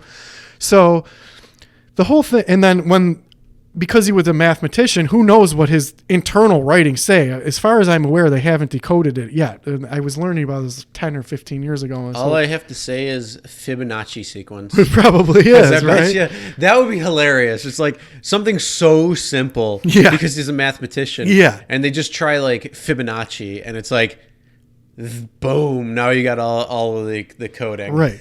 So we can never be sure whether this guy was part of the MK Ultra program. I had heard previously that he may have been given quantities of LSD while at Harvard during this experiment because the guy who ran the experiment was part of the CIA, right? So it wasn't the same chemist. Were they tied together with the same? We can never be sure because the records have been destroyed. So that's probably why they destroyed them. I'm sure. Like, all these people. Yeah, all these people are doing crazy things. We can't tell anybody. No. What I mean is like they go back and they're like, dude, we fucked up. We got to cover that shit up. Yeah. Get in there, get all your fucking shit. Yeah. And burn it. Yeah. Do something with it. Get it out of here. Yeah. And you want to know something funny? It's probably like sitting underneath his cabin right now too. Probably, yeah. Like they're like, what's the last place they would look for it? Yeah. Oh, sure. That's right. Yeah. They already searched his cabin. Yeah. So let's just put put it right underneath there. it. Yeah. And nobody will ever find that document or the computer program or anything like that. Yeah. So if you really want to know, go to his cabin in the woods. Use the Fibonacci sequence to break it. Yeah. And if it works, let me know. Give me some credit. Yeah. And then if not, go underneath the cabin and see if there's any CIA documents there that are sitting and waiting for you to realize that they're there. It's so crazy. I can't believe that these things happen in real life. Like people are just like, I have no regard for these people. We'll just dose them with a whole bunch of chemicals. And LSD was just one of them. They were doing all sorts of experiments. And it's just that this occurred in history. There are other experiments that had happened where they were taking, in fact, this is probably what causes the paranoia that's happening right now, taking viruses and infecting people in certain areas just to experiment and see how viruses spread and doing experiments on them. Secretly, right? And where did this originate from again in China? Yeah. Wuhan. Yeah. So. The conspiracy plot thickens. Yeah. It's so well, I don't blame people for being paranoid. Like, oh, that's a biological weapon. Well, yeah. I mean, that's the whole thing. It's like, but that's the big thing. It's like, you don't know. Yeah. And then, I'm scrolling through Facebook and all that, and I come up on all these different statistics and this and that and the other thing, and I'm like, well, it's on Facebook, so I really don't believe you. Yeah, it must and be like, real. even if it's true, it's like I still don't believe you because it's coming to me from a Facebook feed without zero context as to where it's from or what it is. And it's like, and then you have people who are taking news highlights actually from the news and posting it, and then they're like, oh, this is all bullshit, look at what they're feeding these people. And it's like, dude, they're actually giving you like real statistics. Yeah. Are you going to argue with the actual Right. math and the statistics behind it, or are you going to pretend? And it's like this whole craziness going on. I'm like, what the fuck? Yeah. You got to remind me after the podcast to show you that post. I'll try to find it, but it's when I saw that, it's like, are you fucking kidding me? Like, they're giving you statistics and you're going to bitch about it because Right. of the newscast it's coming from. Yeah. Like, get your head out of your ass, Yeah. please. Yep. Well, I mean, that's what I go by. Like, show me the data, like the scientific data, right? And I mean, right now, yeah, the virus is a problem. Science shows that it has a higher death rate than other viruses, right? But that just means that we just need to be more diligent. The panic where I'm going to live in a bunker with my hazmat suit on, we're not there yet. No. It's definitely not. But it'll make for some really good videos when I walk into the store going shopping. Yeah, that's gonna be a lot and of fun. see how people react to that. I'm excited. Because I will laugh my ass off hysterically. Well, the other thing is, this week was an adventureful week for me, and we could talk about that. But I went to, I guess, a friend of mine's house, and he's flying to Florida. And Dude, flights are cheap right now. Well, yeah. I love it. yeah, And cruises are even cheaper. Yeah. Go ahead, because after the fact, I want to actually ask you a question about a cruise then. all right. Well, so he's flying to Florida, and I'm just like, just out of casual conversation, like, are you concerned with everything that's going on right now? So they sell these packs at the store where you could get the airplane. You get a blindfold and you get earplugs, but you get the little tiny blue mask and you get some hand sanitizer and stuff. And when you're in a tube with recirculated air and a bunch of people, I get why you would want to be more protected than just going about your daily business in life, right? You're in a tube that's recirculating germ air from everybody's germs on you. So, yeah, but only for a couple hours. Yeah. But also, though, the filters that are on planes are pretty they're good. Yeah, because they take that air, you're right, they recirculate it, but the filters in them are they still catch pretty all- strong because they know that if Yeah. you have a few hundred people on, Yeah. at least somebody is going to be sick. They catch all the viruses. Well, some of them. Okay. Not all of them. Yeah, I always wondered about that. Like, who do they have? Like I'm sure they do. a HEPA Pretty filter in there? We should find out. Oh, I'm sure, yeah. So would you feel awkward going onto a plane, putting the mask on and to protect yourself and like always, No, because is public embarrassment worth getting possibly diseased? Well, first of all, why would you be embarrassed in the public by wearing a mask? And Right. secondly, no, I would rather breathe in all the crazy shit because it builds up my You get immunities. immunities. That's So funny. that's at least my opinion on that. Yeah.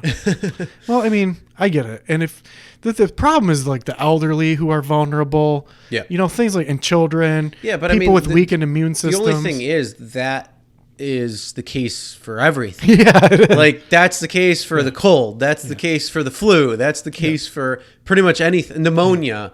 I mean, pretty much anything. Yeah. The older you are when you're elderly, it's going to be worse off for you. Well, that's how do you tell what's real? Because I did see a statistic on the internet that showed that the mortality rate of this particular strain of virus is a lot higher than just the normal, what you would call the flu, right? But where did that information come from? Is it legitimate? How do we know? Well, yeah, that is very true. But also it's like, well, what if numbers are being underreported? Yeah. And especially the containment of it or the positive testing of it. Yeah. So, I mean, the number is growing every day. And they say half of the people that already got it are perfectly fine again. Yeah. So it's gone through. And it's not like they're not coming out on the other side like scathed or anything. Right. They went through it and they're okay now. Yeah. And so the whole thing is, it's like, where do we draw the line and say enough is enough? Yeah. And but I mean, really, the reason why they're doing it, at least on the media aspect, is because it's getting views, it's getting clicks, and that's how they're making money. Oh, of course. And it's a sad circumstance. Yeah. If they would actually like report news real or the way it should be, you know, then it might be a cause of concern or something to take a little bit more. But I go into the store and I go through the cleaning section and I can't get Lysol wipes or disinfectant spray or disinfectant wipes at all. It said sold out and you can't get it anywhere. Yeah. Like not one store has it around here at all. And it doesn't matter where the fuck you go. No, they don't have You're it. not there. And it's like, well, if I'm running low and that's what I normally use to clean my house, now you're fucking me because I can't fully clean my house the way I want to. Yeah. So it's really a bad thing. Right. But you know, it's funny. I have this can of Lysol, and I bought it for doing Uber and Lyft, and I have it. It sits in my trunk, like during the summer and that. I always have one, and so the one that I just got recently. Usually it's sitting in my trunk, but I usually keep it up in my my door because it's got that little. It's like got this perfect little spot. You can just sit it there, and then when people get out, if they're coughing or something, spray it. It's good to go. But on the thing, it actually says like the 100+ things that it protects against. Human coronavirus is already on there. Oh, it's been on there. And it's been on there because there's different forms of it. Yeah. And it's like, okay, well, all I'm going to do is spray some Lysol and I'll be all right. It's not a new virus. No. It's just a particularly deadly strain of a previous virus. It's part of the SARS. You remember SARS? Yeah. It's SARS in the same and MRSA. family It's as that type. yeah. But because it's the it's C19, right? COVID-19. Yeah.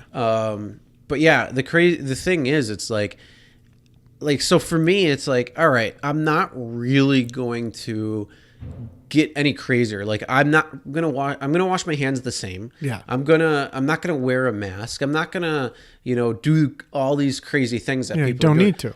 I'm going to just continue doing what I'm doing, and it's not really going to be a thought in my mind because I come in contact with somebody who's sick and I breathe in sick germs every single day. Well, also, you're a young, healthy guy. You're not in the vulnerable population. True, but still, I mean, but the thing is, though, it can affect anybody at any time, and you just don't know. Yeah. And then you don't know how it's going to affect you, and that's the problem. But overall, your chances of getting it, and if you do get it, your chances of actually dying is very low, as the fact of there's almost 8 billion people in the world and 300 people have died from it. I mean, that's like a percent of a percent of a percent. Yeah. So it's very, very small. I think that's good. Like good contain people. Like, lock things down, contain it until the virus dies. I get it. Like they don't want to be I want my body to get it so I can produce the antibodies for it, so I don't have to worry about it. Yeah, for sure. But then you get it and you spread it to the old lady in the nursing home and she dies. You're an old lady killer, Chris. That's all right. Right? So that's all right. I get it. Like I said, the world's got too many people. It has too many people. I was thinking that today when I've been all over the place. There's too many people everywhere. Mm-hmm. They're just everywhere. And they're NPCs. Exactly. They're just my simulation. Like walking around, looking at shit. Boop, boop, boop. The worst is when I'm fucking in the store shopping, and they walk so slow in the middle, and it's like, get the fuck out of my way. Like, have some common decency. No spatial to either awareness. Be in on the left or the I don't care if you choose the left or the right. There's no common etiquette in terms of what way you have to go down. We don't have this is shopping cart rules. This is not street rules. This isn't driving. So if you want to drive or if you want to shop your shopping cart down the left side, go for it. If you want to do it on the right side, go for it. But get the fuck out of the middle of the way so I can fucking get by your fucking slow ass. Yeah. Holy shit, that pisses me off more more than anything. Me too. Walking around looking at shit. I gotta tell you a couple of stories of this because this is So I'm at the store. I think it was yesterday because I was picking up stuff for stuffed hot peppers today. Oh, there's that mic. Yeah. So I was picking up stuff for stuffed hot peppers, and yes, I have an addiction. My name is Chris. and I have an addiction to stuffed hot peppers. Well, Chris, stuffed with there's good news for buffalo you. chicken, and I'm sure there's cheese. a 12-step program you can go to help you with it. Yeah, the 12-step program is good the news for you. Cardio, gym, exercise, and repeat. So I'll just keep doing that. Yeah. No, stuffed hot peppers aren't actually bad for you. So I just eat so many of them. It's insane. My insides are probably like, dude, seriously, enough with the high Scoville rating. Let's go. But no, these ones actually I got weren't hot. But no, I'm walking out the store, and you can go left or right, and it's got a pretty good size of distance, so you can have multiple people walking by at one time. This fucking fat, ugly old broad, and I will use that language, I don't care, but this fat, ugly old broad who's walking a snail's goddamn pace was walking, and I'm like trying to get around, and they're just like, and like moving the cart as they're looking. So it's like, I want to get the fuck by you. So like I end up clipping them, like not actually like coming in contact with this woman, but I like clip her off and cut her off, and just to get out. And it's like, I'm not dealing with your shit. And then another time I'm at the store, and this is where it really came to, like, I have real bad shopping cart rage. It's road rage, but for shopping carts. No, I get it. It's the worst. Yeah, it happened to me today. So there's a part in the store that I go to that you have the all the fruits and vegetables in that area right there, and then on the other you have this partition wall. And then on the other aisle, it's like the fruits, or not the fruits, I'm sorry, the like the desserts and the cookies and all that stuff. And there's this like little spot where you can walk through midway between the aisles. And you got all the bread and that. So it's like this little congregation meeting place, or kind of like epicenter of people that are coming through. So I have to get through this, and I'm following somebody. Who then there's another person and it's set up like a T. So it's like this, and I'm coming up this way, and there's people walking out here. One person just walks out in the middle of the thing. Another person walks out like kind of near them, and then is like confused as what to do. The person that's in front of me just stops. And this is the NPCs that I'm talking about, because they just stand there with their thumbs up their fucking asses, like looking around like, oh, what do I do? I don't know what I'm doing. So I'm sitting there. I'm like, are you fucking kidding me? I didn't say that, but I'm thinking that. And I'm like I probably did mouth something. I'm like, get out of my way or something. Because somebody like looked at me, and I'm like, no, get the fuck, like, oh my God, it drove me insane. And it took like 10 seconds to literally figure out somebody needs to move so I can get the fuck by. And it was just driving me insane. So here's what happened to me. I try not to be rageful because I don't want to live my life that way. But I don't either, but it's like shopping cart rage is a real problem. Well, here's what happened to me. So I was at my place of employment, and a young lady that I commingle with had told me that she went to a sex club in Canada. Ooh. And of course I wanted details. So that's sexual harassment in the workplace, my friend. But not if she instigated volunteers. So yeah. So if she's the one, that's sexual harassment. You could go to HR with her about her. Well, I learned that in my sexual harassment training. Is she hot? Well, I don't view her that way because she's a friend. I'm not asking that. I'm asking, is she hot? She's beautiful. That's the term I'll What'd use. she look like? Who? Yeah, she's beautiful. I didn't ask that. Yeah. I said, who does she look like? Like, what celebrity? Oh, we're picking a celebrity? Sure. That's similar. I'll think about it, because that's going to be a tough one. No one comes right to mind because she's a unique person. So anyway. Pussy. Well, no, I'll think of one eventually. He's most like. So she had mentioned that she went to Canada, and I wanted to hear her story about the sex club that she went to. Where did she go? How was it? Etc. And we were on our lunch break. Mm-hmm. So I had limited amount of time. She was having a difficult day, and there was some writing in a book that I was reading that I wanted to show her as well. And also I wanted to hear her sex club story. So I'm like, I got something. She was going, oh, I'm having a really bad day. This person, this and this. I go, I got something you could read that'll help you. Words of wisdom in this book. So I go back to my desk, and try to go back. Now, at this time, they're fixing the front door into our cafeteria, so you can't go that way. There's only one way to get into the cafeteria, and there's this person, this woman, this young lady. She's just lollygagging, doesn't have any awareness that there's people behind her that are trying to get into the cafeteria. Now, also, she opened the door, took her time going through the door, but when I was behind her, went through the door like a normal person. You know what she said? You better not be so close to me. Get away from me. And in my head, I'm like... I'd be like, move the fuck out of my way then, asshole. Yeah. I'm like, for 30 minutes, I'm walking behind you, taking forever. And then I have to go through the door. I'm sorry that I'm not 50 feet away from you. Now, how rude. Does she have a nice ass? I didn't notice. What the fuck? No wonder you haven't had sex in 10 years. Yeah, probably. Jeez. It has not been that long. Okay, it's close enough. You're going on the better part of a decade. I told you, when Elizabeth Hurley comes to my house. Your non-sex life is like you going to school to become a doctor. I guess. The time that you haven't had sex would literally graduate you from being a doctor. I would say more a pharmacist. Close enough. Yeah, I would say more a pharmacist. 7 years. It's still, or 8 years. It's still long. I don't think it's been that long. But it hasn't, so I told you, when Elizabeth Hurley comes over. It's not going to happen. But go ahead. Next time, see this girl's hiney and let me know if it was nice or not. That's what I want to know. Probably weighed in maybe, I would say just the left cheek probably weighed maybe 100 pounds. Oh, so she's fat? Not that fat, but still. You got to either way. Look, I'm not asking for she wasn't things fat. that are like exaggerations. I'm asking for real world shit here. So I can think about it. She had a badonk, but just the lollygagging and the spatial awareness, and then had the audacity to say, when I'm walking through the door like a normal person behind you, that I'm too close to your personal space when you're walking literally.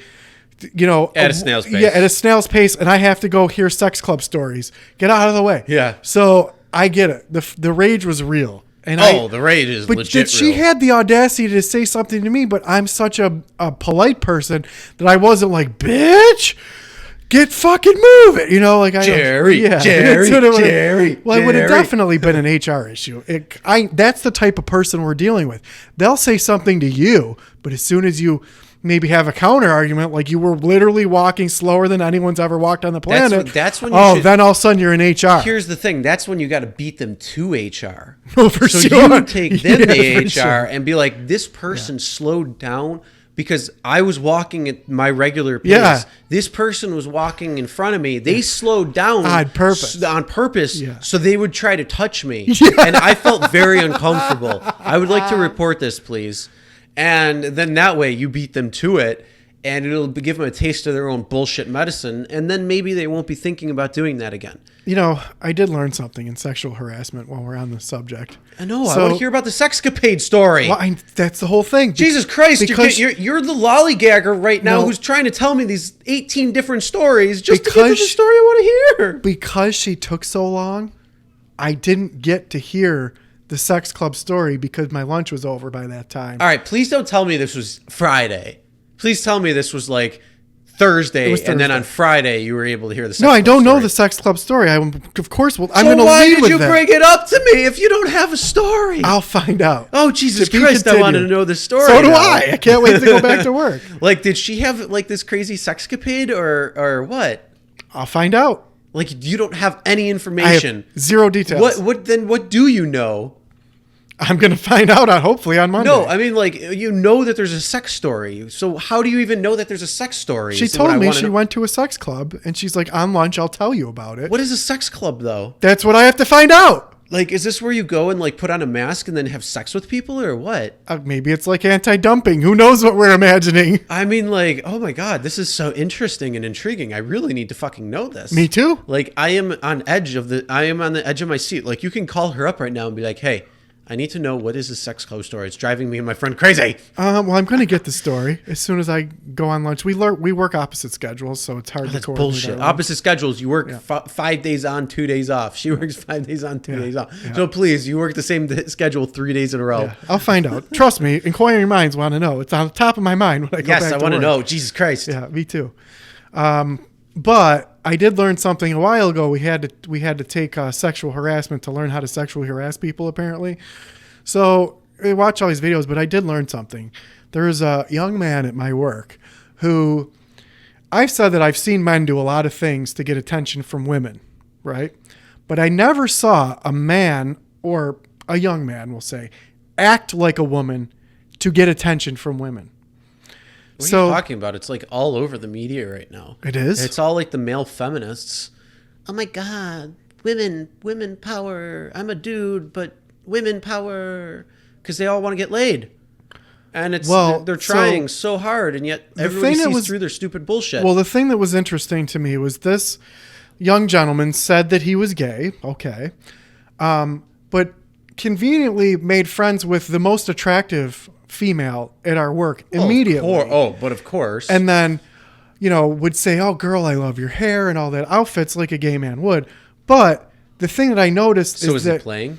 Well, he never would ever talk to the hot dudes at work. There's hot. We only have pretty, there's dudes at work. I'm like, okay, if you're gay, why aren't you talking to? Now, are there? Well, here's the real question. You have quite a few people that work there. Yeah. Are there other gay dudes that are there? Well, see, that's the thing for me, Chris, is some gay people, they are not flamboyant. They may be gay or not. Who knows? I don't know if there's gay dudes there or not. But as far as I'm aware. So for about a month and a half, I'm watching this person try to become friends with this attractive female. So, in other words, I know the story already. But what I realized was he doesn't even know that he's trying to get attention from the hot girl. He doesn't know that he's acting that way to get attention from females. In his mind, he thought he was a gay man. Now, there's one or two ways that this can go. First one, he either didn't have a mother and is trying to latch on to a woman in order to fulfill that motherly bond with this person. Yes. Or he's not really gay and he's trying to act like it. It wasn't that. He can try to fuck her down the road. No, it definitely wasn't that, because that's the first thing I always think, because there are douchebags that do that. He was not that. Up. He was not that.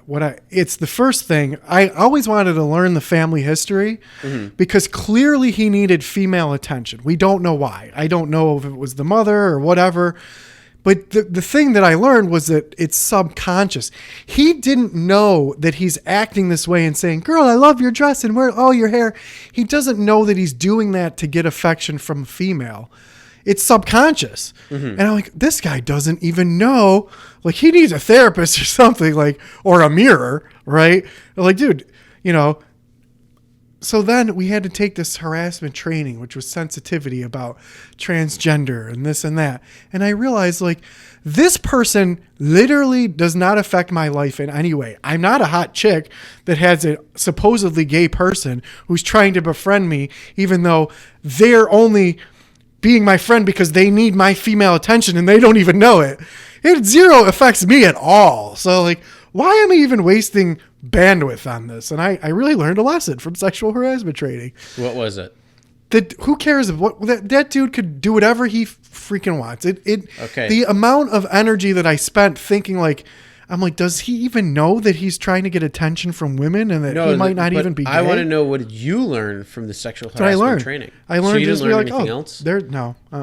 Okay, you want to know what I learned during a sexual harassment training? I was like this. And then when I hear my name, I'm like, yes.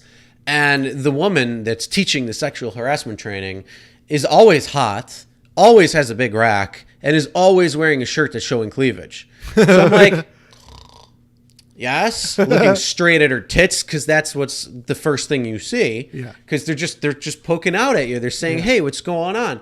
So she's like, eyes up here. I'm like, nice tits, hun. Yeah. Needless to say, I don't work there anymore. Well, I had to watch a video. And it wasn't that. There was no attractive big boo woman, or I probably would have paid attention more. I did learn something, though. It was a different kind of...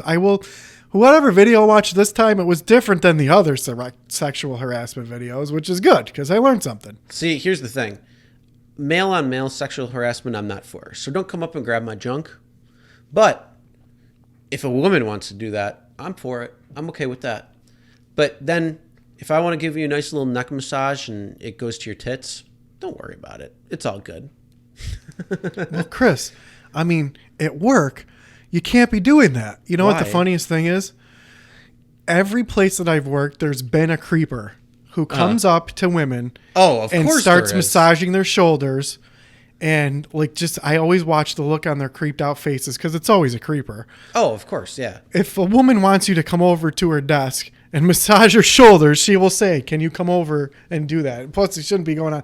But every place I've worked, Now, there's been in that case, now that's just fucked up. Like, really, come on, people. Yeah. And that's a problem. Every place I've worked at, there's been two things.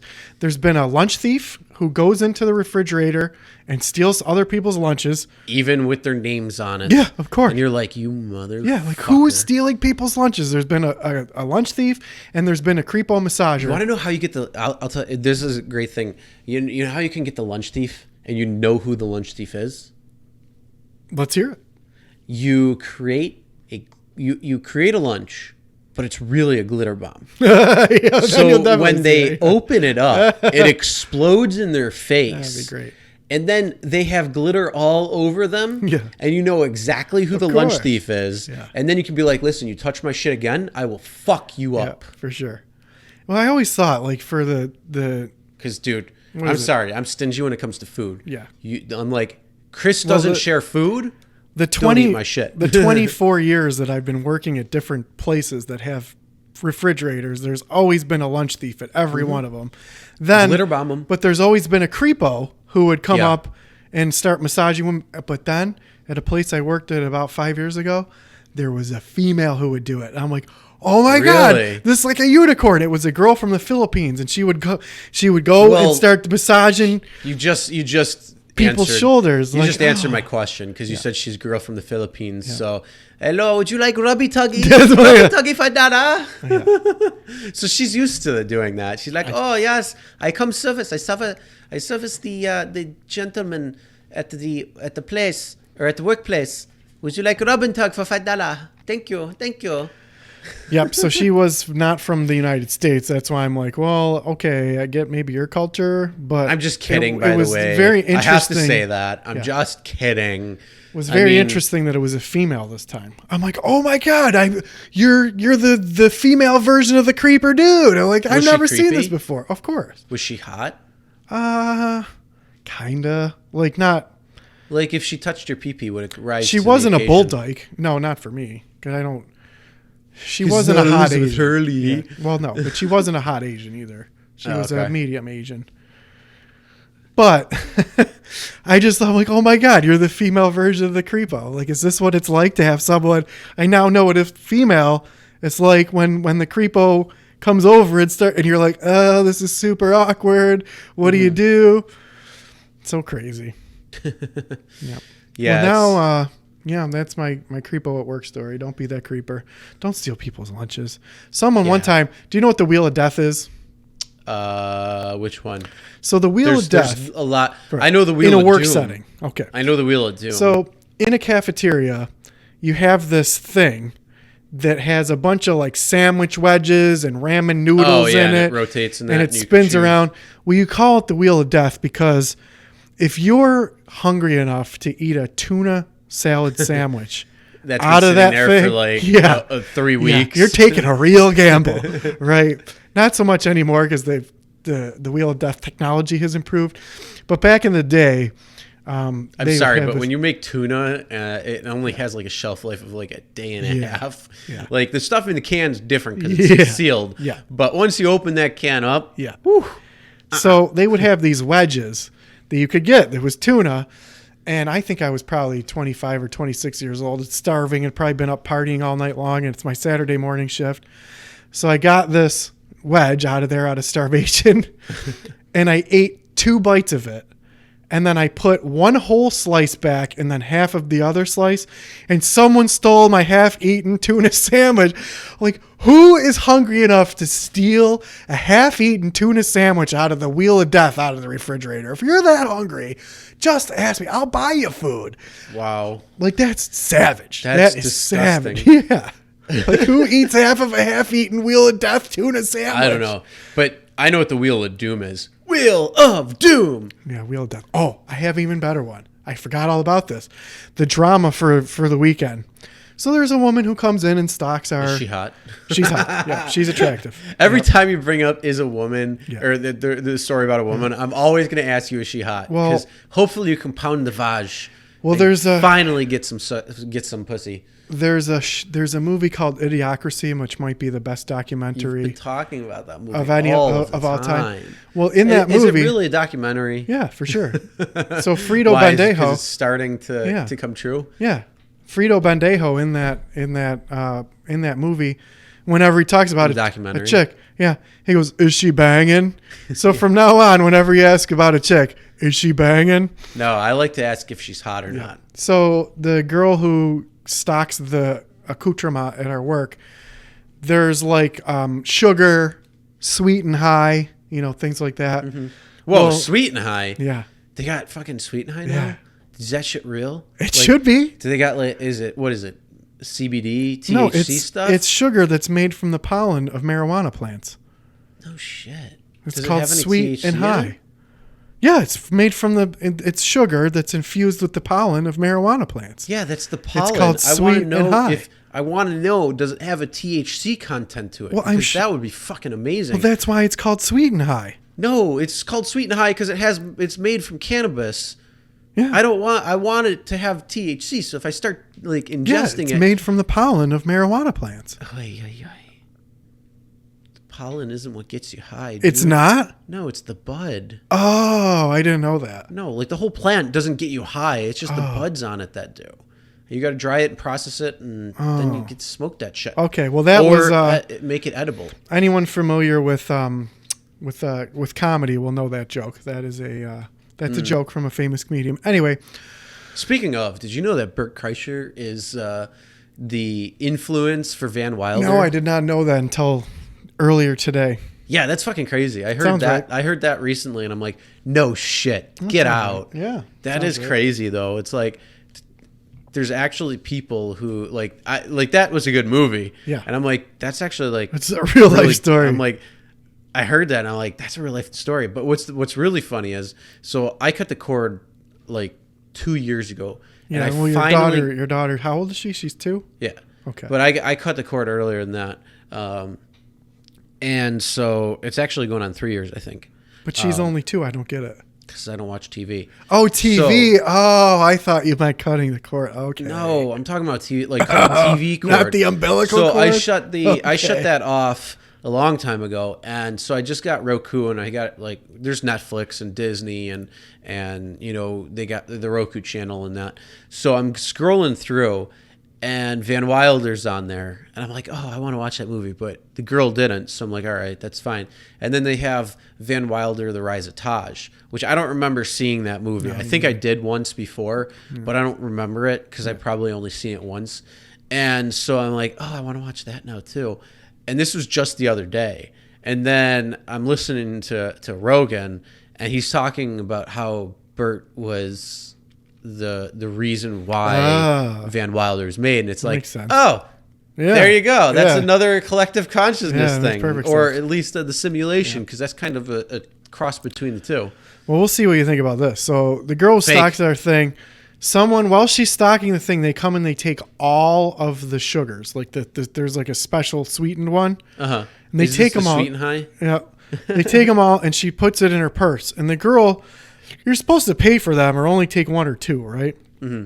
The girl who literally stocks the thing watched the girl. She's like, oh my God, she took all of the sugars. What about everyone else? So she has to go to our HR rep and tell them, and our HR rep has to come through every single row and tell everyone not to take more than a couple sugars than you need, right? So then I'm in the same cafeteria, and we have a sink. We got a sponge, and this dude took the sponge off the sink that's for people use for like washing their dishes after they eat their meal preps, right? He takes it. Don't those come in plastic and you just like throw them out? The Yeah. meal preps. So why do you gotta No, wash the thing? no, the meal prep is. Oh, you're is- talking about like the like people who bring like their Tupperware and shit in. Yeah, Yeah. yeah.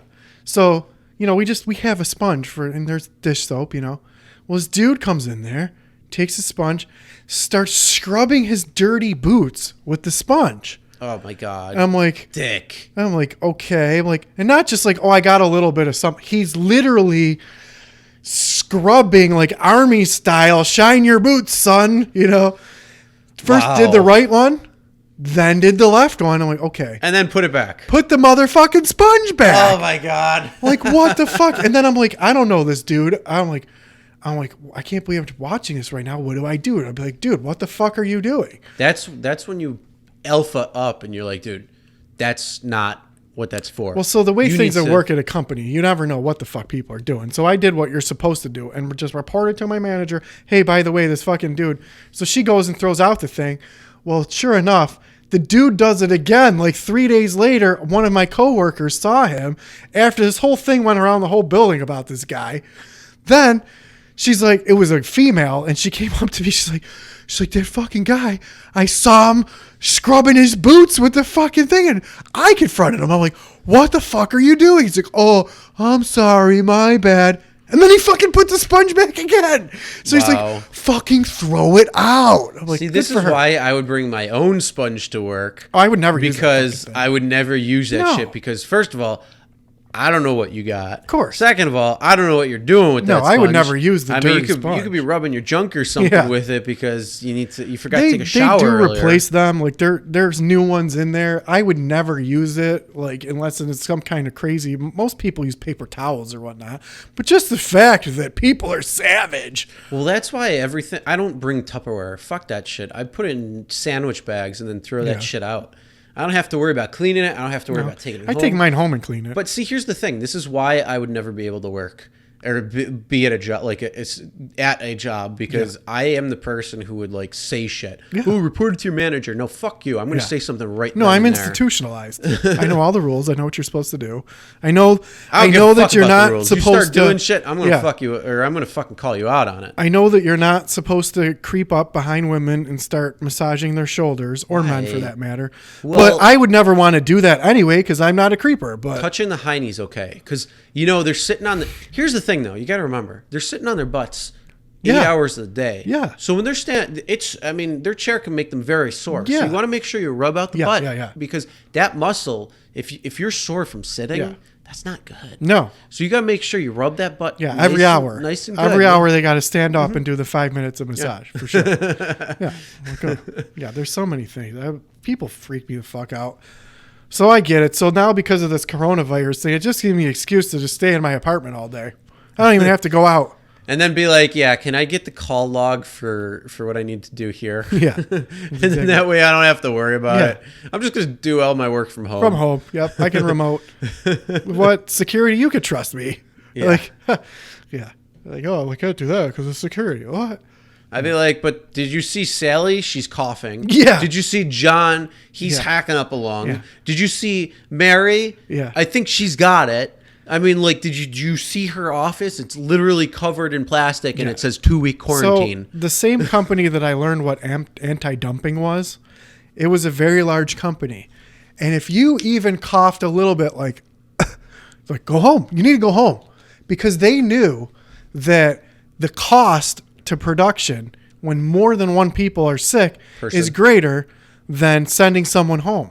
Mm-hmm.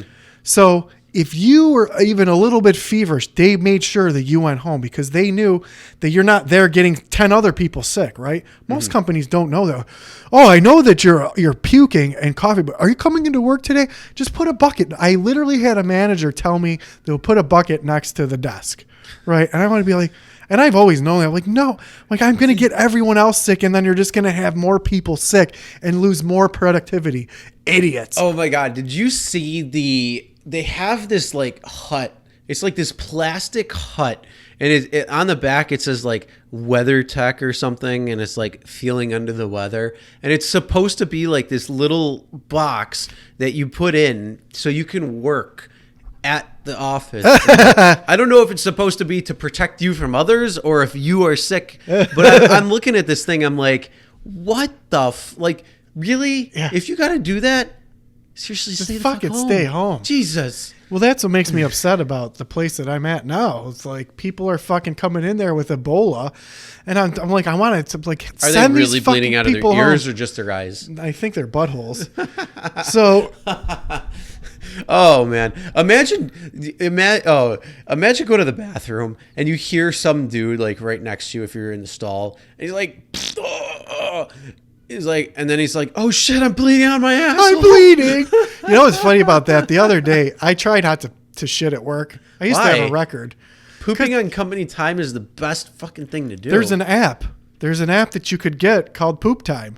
It would time how long you were taking a shit each day, and at the end of the year, it would tell you how much money the company paid you for pooping. Yeah, it's great. Oh, that's awesome. Yeah. Well, just because it's fucking gross, and people are animals, I didn't want to. But that's why you put the toilet paper down on the seat. Yeah. Well, they have those. You take the disinfectant. You disinfect that shit. They have those things that's like a cellophane. It's like a butcher paper thing. Yeah. Do you ever see those? Mm-hmm.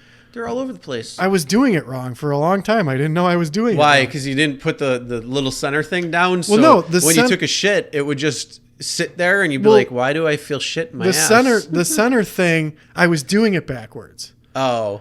The center thing goes forward. It goes in the front.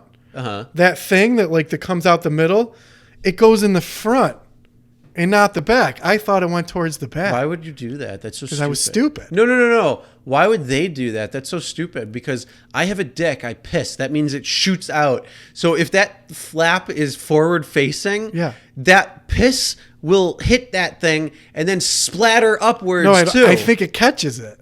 I don't know about that one. It's supposed to protect your dick, so that's what the part is for. It protects your dick from what's in the toilet, I think.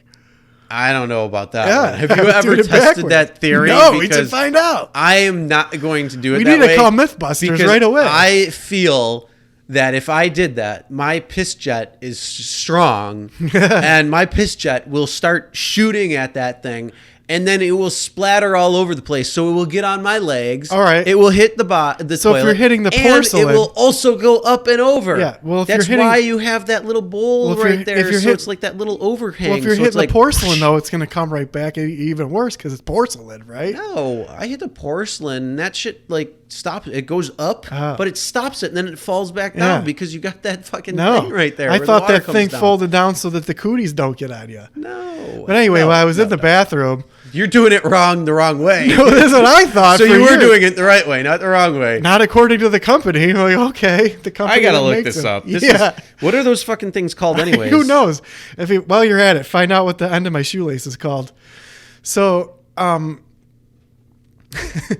so while I was in the bathroom, is it embarrassing to fart? Hell no. All right. Well, I thought while I was in there, I'm like, I'm just going to be super dominant and be like, oh my God, super loud. Should I be super loud next time I'm in there? Yeah. You're like, oh God, I'm bleeding. Yeah. Super boisterous. Oh my God. Yeah. I don't even know what the hell those things are called. I don't know what toilet seat cover. There we go. Okay. Well, now you're just gonna get one. You're gonna get one of those frilly covers. Toilet seat cover. Let's see. While you're looking how to use a toilet seat cover. Yeah, but I'm gonna have to demand you get off your phone. No, because I'm actually looking this up for part of the conversation. So that's the difference. Yeah, but that's no. Nice try. So toilet seat cover. How to use toilet seat cover. That's even better. Disposable toilet seat cover. There we go. How to use. Doesn't show. I should type in the how to use right. How to use. All right. And toilet seat is to place the side with the flap toward the front of the toilet. Really? And it does prevent splashing? Holy shit.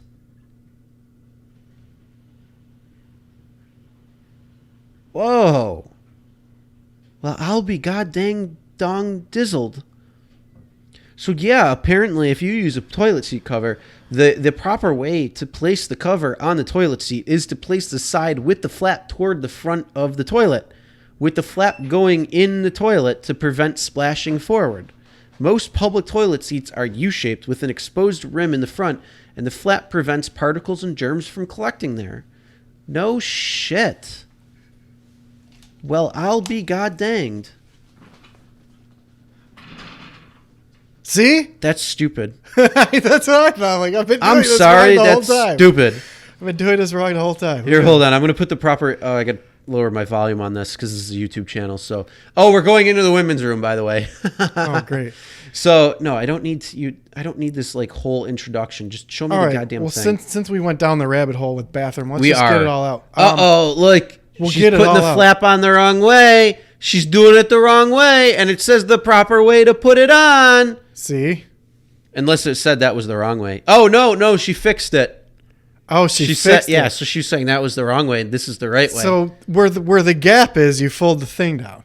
Yeah, I don't know. That's See? I thought so. I'm like, what? That doesn't make any sense, I though. know. To protect you from cooties. So That have makes no you sense. ever used a bidet? No, but I want to get one. Me because I too. don't like smoke. I don't like... I mean, think about it. Toilet paper has gotten worse and worse over the years.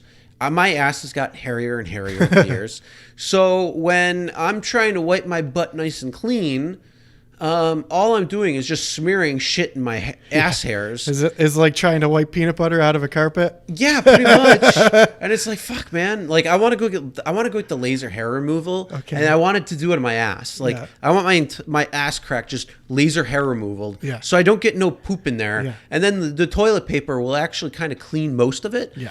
And then I can go in the shower and wash the rest off a little bit. But I want the bidet because, you get that nice little jet that goes right there. That's the thing. And you don't have to worry about your fucking ass getting smeared with shit all over the place because guess what? You'll have a nice clean butt. And that means no more little racing stripes for you.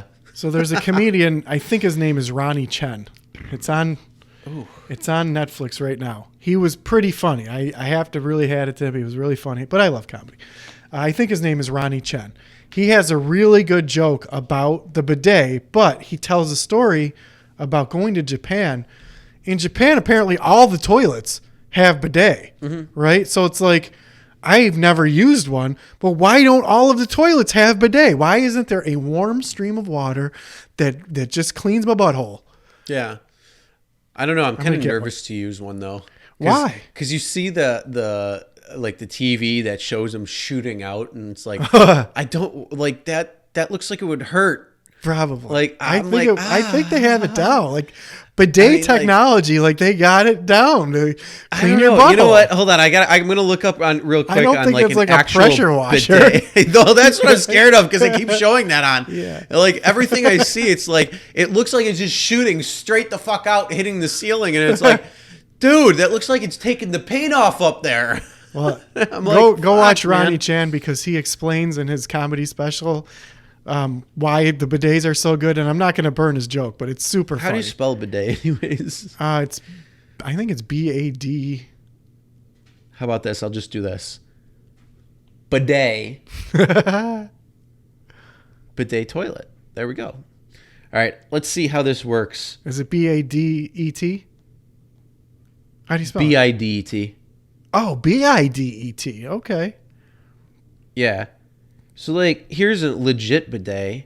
This is this is a legit bidet right now. So, once the ads finish playing, I can actually see what this is. Because this is a channel called... interesting. Cosmos. New season, Nat Geo. All right. Just get to the... I don't care. Show me the bidet pressure. That's all I want. I just want to see the pressure. I get it.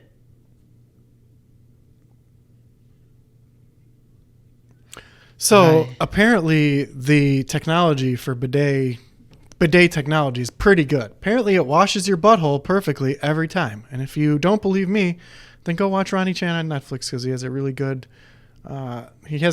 joke about the bidet in Japan. That's really funny. He's a good comedian. Mm-hmm. He jokes about Amazon Prime, and it's pretty funny. So go watch him. It's Ronnie Chan. Did you see what else is there?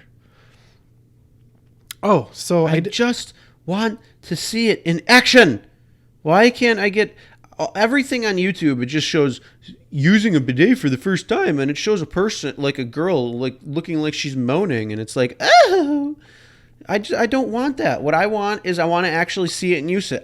Without somebody using it. Yeah. I want to see how much it shoots out. Well, I'm sure it's like a if it's rainbow. like a water fountain, no, that would be okay. No, I'd be okay with that. No, because you gotta get all the poop off there. Yeah, it's a high pressure thing.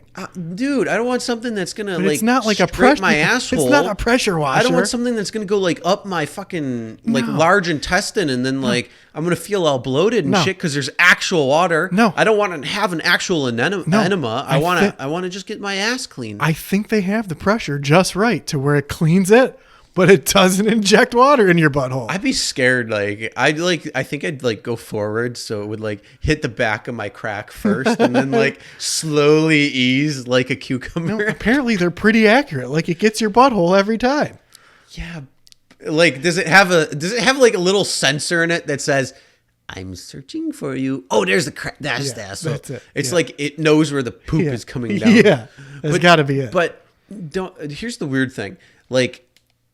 Is an actual a legit bidet, not like the attachments that they have, but is a legit bidet actually just for cleaning your butt, or do you poop in it too? Well, they're originally for cleaning the vagina, I thought. I don't know. That's what I think they're for. I think that's just douching. No, I think the bidet was for cleaning the vagina. Well, then what do we do with the butt? Well, I think it's Just considered a bidet, but it's a stream of water. But I think a real legit bidet, I'm not sure. Let's look it up. I don't know. I don't know. Yeah. I mean, I would like to not have a smeary butt. Yeah. Or smear poo-poo, because essentially that's what we're doing with toilet paper. All you're doing is smearing poo-poo, and I'd rather have a nice clean butt. Yeah. And you can't use those wet wipes because those things can't break down. You can buy ones that are flushable. Yeah, but they're not. They really aren't. They're not as good. Oh. They're really not. They're not. They say flushable, but they're really not. Really? Yeah. I didn't know that. Mm-hmm. So it's actually it actually is a bad thing. People, you could look up online. There's been tons of news articles about it saying don't use don't use flushable don't use flushable wipes and flush them down the toilet because it actually doesn't really flush or it doesn't break down. I didn't know that. Yeah. I'm looking up bidet right now. Okay, I'm looking up the bidet. See, it describes what it is. Oh, yep. Used for washing the area around the anus, and the longer one, the bidet nozzle, is designed for washing the vulva. So this is what I'm familiar with what a bidet was when I learned what a bidet was when I was 12 years old. So it's a sexual toy for a woman to get off because that pressure, that water pressure. I think that's the spout that comes out of the jacuzzi. The hand wand. No, it's the hand wand for the jacuzzi. So when you're traveling abroad, there was a toilet, and then there's a thing next to it that looks like a toilet with nozzles. Mm-hmm. The bidet that I knew when I learned what it was is a whole separate thing. Mm-hmm. That's what I thought it was too. Yeah. And now they have attachments. Right. And it's are they using the attachment of the cold water? Because I don't want a cold water stream. No, you definitely have to have warm water. Want a nice warm stream. So I'm not woo! Yeah. Whoa, now. I wanted something that's going to be at least my body temperature or something. Right. So that's what I thought. I thought what I learned was that they had them in fancy hotels for women to wash their vaginas. Yeah, so they can get plowed later by whoever paid the most money for them. Yeah. But apparently if you go to Japan, the toilets have a stream of water that washes your butthole because the technology there is off the hook. And that's what we need in America. And I demand change for this country. Get water that squirts my butthole so it's clean. Mm-hmm. Exactly. Warm water, though. Yes. Yeah. Warm water. Yeah. I just want I want some technology that just comes in, takes the poop away from my butt. Yeah. I don't have to smear shit. Yeah. And it's just perfect. Like the three seashells. How do the three seashells work? And then I want to get the laser hair removal for my ass cracks, so I don't have to worry about that shit anymore. What about anal bleaching? A chick has to. I wouldn't do that. Fuck that. You wouldn't get anal bleaching? No, because I'm not getting anything shoved up my ass. What the fuck does it matter? Girls can. Well, the friend that we voted off the island, does it? No, but at the place that she worked, there were anal bleaching packets. Oh. So I thought it was hilarious, and I got a whole bunch of them and passed them out to my friends. It was a pretty funny Did joke. you get called in HR No. for sexual harassment? No. I think they went home and used them. Like, oh, thanks, I needed All right these. then. Yeah, Well, there's a I lot of needed people these. who like butt stuff. Well, the whole thing is my HR person. I made sure to give one to her too. Like, thanks, I needed this. Be like, so then it was okay because Yeah. the HR person Was got included, it. So yeah. it felt like everybody was everyone equal. was included. Yeah. Yeah. Is your HR person hot? No. You know, it's horrible. I hate to say this, but who cares? There are no attractive women that work at my work. There's only one mildly attractive one. That's it. I don't know if it's intentional. I don't know whether they're just not in. I don't know if it's just no attractive women are applying there or if they're intentionally not hiring attractive women. I don't know. But there are normal. I think an attractive woman who applied there needs to get hold of their lawyer for unfair practices. For sure. For unfair hiring processes that are You know what? not allowing them. You know, beauty is in the eye of the beholder. So there's probably people that work in my work that are just like, oh, they're all gorgeous. Well, that would It's be not the creep. me. That would be the creep who's It's the massage creeper. rubbing the guy, rubbing the other women's shoulders. Every That's office kinda that right I've there. worked at, that they're all of them. So when I had a job, I had a very attractive woman that was working with me, and worked with her for quite a few years. She was considered my work wife, and when she was going through a divorce, guess who moved in? See, This guy. So it ended up being a relationship, good, which was kind of cool. But Yeah. so I was able to get the hot girl at the workplace. Yeah, that's awesome. Yeah. But no, I mean, no, I know what you mean. There's creeps at workplaces all the time, and that's the reason why there's sexual harassment that we have to because that stupid douchebag. But then it's like, come on, can we just have our jokes, have a little bit of fun, stop being so goddamn Sally sensitive, and just enjoy, have a little bit of fun. So when I was approached and had the weird long fingernailed hands of the weird girl that came over to do Filipino the girl? massaging, I got it. I'm like, oh my God. I'm like, this is what women feel like when creeper dudes come over to them and start massaging. But that's a them. lot. I'm like, oh, this is fucking gross. Get away from me. But you're in an awkward situation where like, you're first of all, you're not even doing it right. It doesn't feel good. You're a fucking weirdo creeper. Because she was kind of going like this on the back. So she's trying to get that rub and tug going for you. But here's the thing though. It's like what you just said, you kind of get what a woman feels like, but you really don't. No. Because the thing is, that woman will never be able to actually like take advantage of you physically in terms of trying to fuck you. Right. Like she could try like saying stuff, but that really wouldn't go too far. Like it would only go to a certain point and that would end. But for like a woman, it's going to feel a lot different because a guy can easily overcome a woman. For sure. That's what I mean. I'm like, but see, you're in a weird, awkward situation because I'm at work and you don't want to be rude. But then you're like, I don't want you to touch me right now. And you're not even doing good. And I just got a glimpse of what it was like. And the other time I was out at a bar and for some reason, homosexual men just think that it's awesome to hit on me all the time. So one guy would not leave me alone. It just kept like, you're so cute and I'm buying you drinks. Let him buy you drinks. I'm not gay. Like, who cares? Let him buy you drinks. Yeah, well, I don't even drink. Well, like I'm not gay.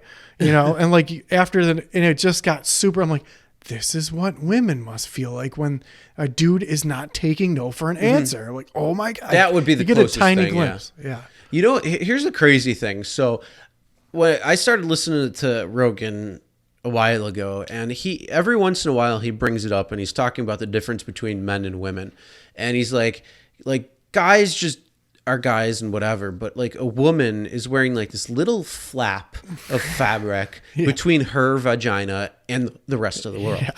And it's like women have to always worry about, getting raped or getting like taken advantage of in any way, shape, or form.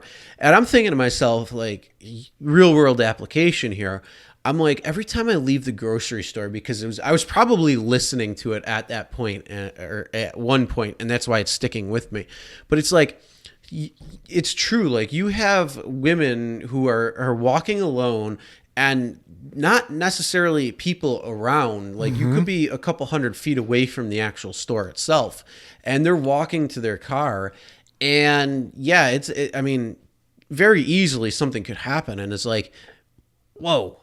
And it's like, you gotta like really like understand that when it comes to men and women. Like, I never think that. Like, I don't have a worry and care in my world. Yeah. But like my girlfriend going to, the store, it's like, she's little, she can be easily overtaken. For sure. Yeah. And it's like, you really have to watch out, and you really have to pay attention.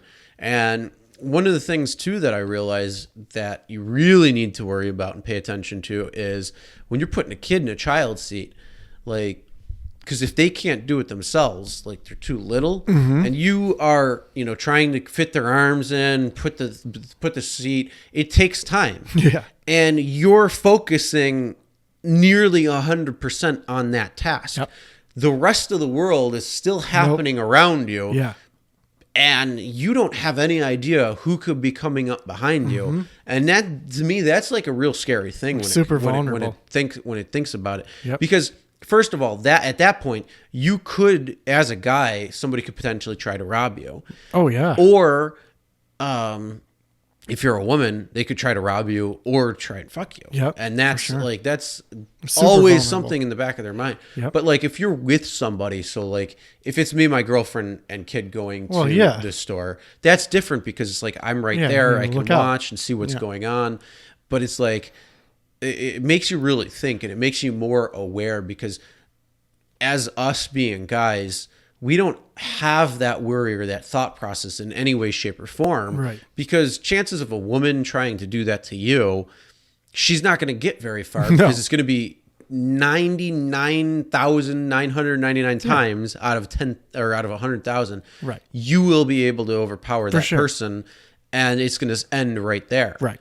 Not the other. It's the other way around when it comes to male versus female. Well, could you imagine? My friend went on a date the other day, and he met a young lady on the internet, because that's what everyone does now. But she lived in Pennsylvania, so they decided to meet halfway. He drove halfway, she drove halfway. They met in the middle. But I thought to myself, could you imagine being a woman who met a dude on the internet, and you're driving to meet them? You don't know if there's some crazy weirdo, and you're taking a huge gamble. Well, as long as you're not meeting at the truck stop, then I think you're all right. Like, if you're meeting at a restaurant or something, chances are you're probably going to be okay. The only thing is, still watch your drink, just in case. Exactly. Like, you got to be diligent. Yeah, watch your drink. Don't let the guy handle it. Yeah. Have it come straight from the server or whatnot. And then like food, and then if you feel uncomfortable in any way, do what you got to do and get out of that situation. Leave, get in your car, lock the doors, and leave. And the good thing is, you have a long drive ahead of you, so if you see somebody following you, you can call the cops and be like, "Hey, this is where I'm at." Yeah, you definitely have to have a backup plan. Yeah, then there's some codes and stuff too. Where like you could talk to your bartender or something, or some bars have that. Like, if there's a guy harassing you, then order a code pink. Okay. Yeah.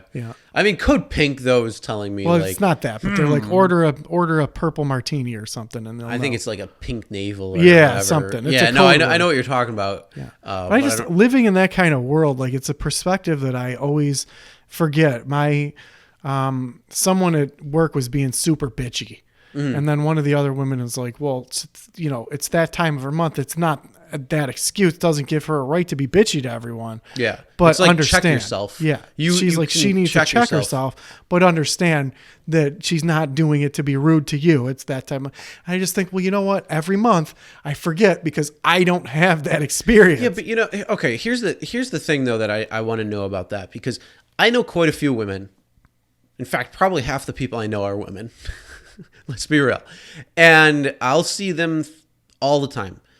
And whether they're on their periods or not, or that time of the month that they're saying, they're still nice people. Yeah. Like, do they have to try a little bit harder or something? Yeah. Or is it just an excuse to be a little shitbag bitch? Right. Oh, it's my time of the month. Fuck off. Yeah. Like, you don't know what it's like. Yeah. No, I do know what it's like. I'm a decent human being, and you are just being an asshole right now, and you have no right to treat me like that, whether you're on your period or not. Well, that's the whole and using that's what that as an the excuse. other woman said is like, that doesn't, I don't act that way when I'm, but Like, I mean, I it's just an understand experience it that I don't acts have. everybody acts differently, and hormones and all that jazz. Yeah. But still, like, if the thing is, we have this great, amazing brain that can filter certain things out and check yourself. So if you are not allowing your frontal lobe to work like it should, you are going to be a bitch. If you are using your frontal lobe like you should, you will check yourself and you'll be fine. And it's like, don't be the bitch. Yeah, I like get it. Yeah. you, and the thing is, it's like people are enabling that type of behavior by saying, "Oh, it's just that time of the month. That's what it's." No, that's like, not. no. Like, you can still be a decent human being. No, there's a lot like of women I would never know that they were having their period. Who knows? And then and then the same thing on top of that. It's like, if I'm having a bad day and I don't want to be around something or somebody, I still put on my best effort to be a nice person and come across the right way. Yeah. Because that's just good. Yeah. Like, sure. I don't want to be an asshole. And if I'm coming off like an asshole, say something and I'll be like, oh, sorry, I got to check myself a little bit better. Right. So I have to work on that because and you know what's interesting? Men have a cycle too. Yeah, it's called the get laid cycle. Yeah. It happens 24 hours. You got to get laid every 24 hours. That sounds right. And you broke that cycle a long time ago. Yeah. I told you when I'm waiting for Elizabeth Hurley to come over. Yeah, well, that's never going to happen. Oh, man. All right, you got your quote?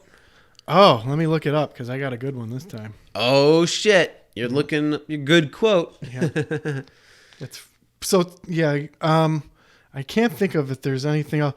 Cards Against Buffalo, that was pretty fun. Are we doing that again soon? Have you heard from our friend? Yeah, but I'm also going to... You know what we're going to do is we're going to get cards here so we can have a couple of people come over, play, and enjoy, and then we'll live stream it too. Okay. So we can live stream it when we're playing and have some fun because we got the mics that we can set up and I can do them so they can pick up a little bit more. And then that way people on the live stream can watch and hang out and have a good time. This one's kind of a long quote. Okay. But I don't care. I already read a medium amount today. Put out my eyes and I can see you still. Slam my ears too and I can hear you yet. And without any feet can go to you. And tongueless I can conjure at will. Break off my arms, I shall take hold of you. And grasp you with my heart as with a hand. Arrest my heart, my brain will beat as true. And if you set this brain of mine afire, then on my bloodstream I yet will carry you. That is Rainier Maria Rilke, who wrote a book called The Book of Hours, which is, I think it's religious quotes that you read every hour or something. But that's my quote. Okay. Yep. Pretty interesting. Yep. I have a quote. I'm ready. Wash your hands. All right. With that being said... Wash your hands. No, I thought you were going to say her name. I was Aaron. I was Chris. Have a good night, everybody.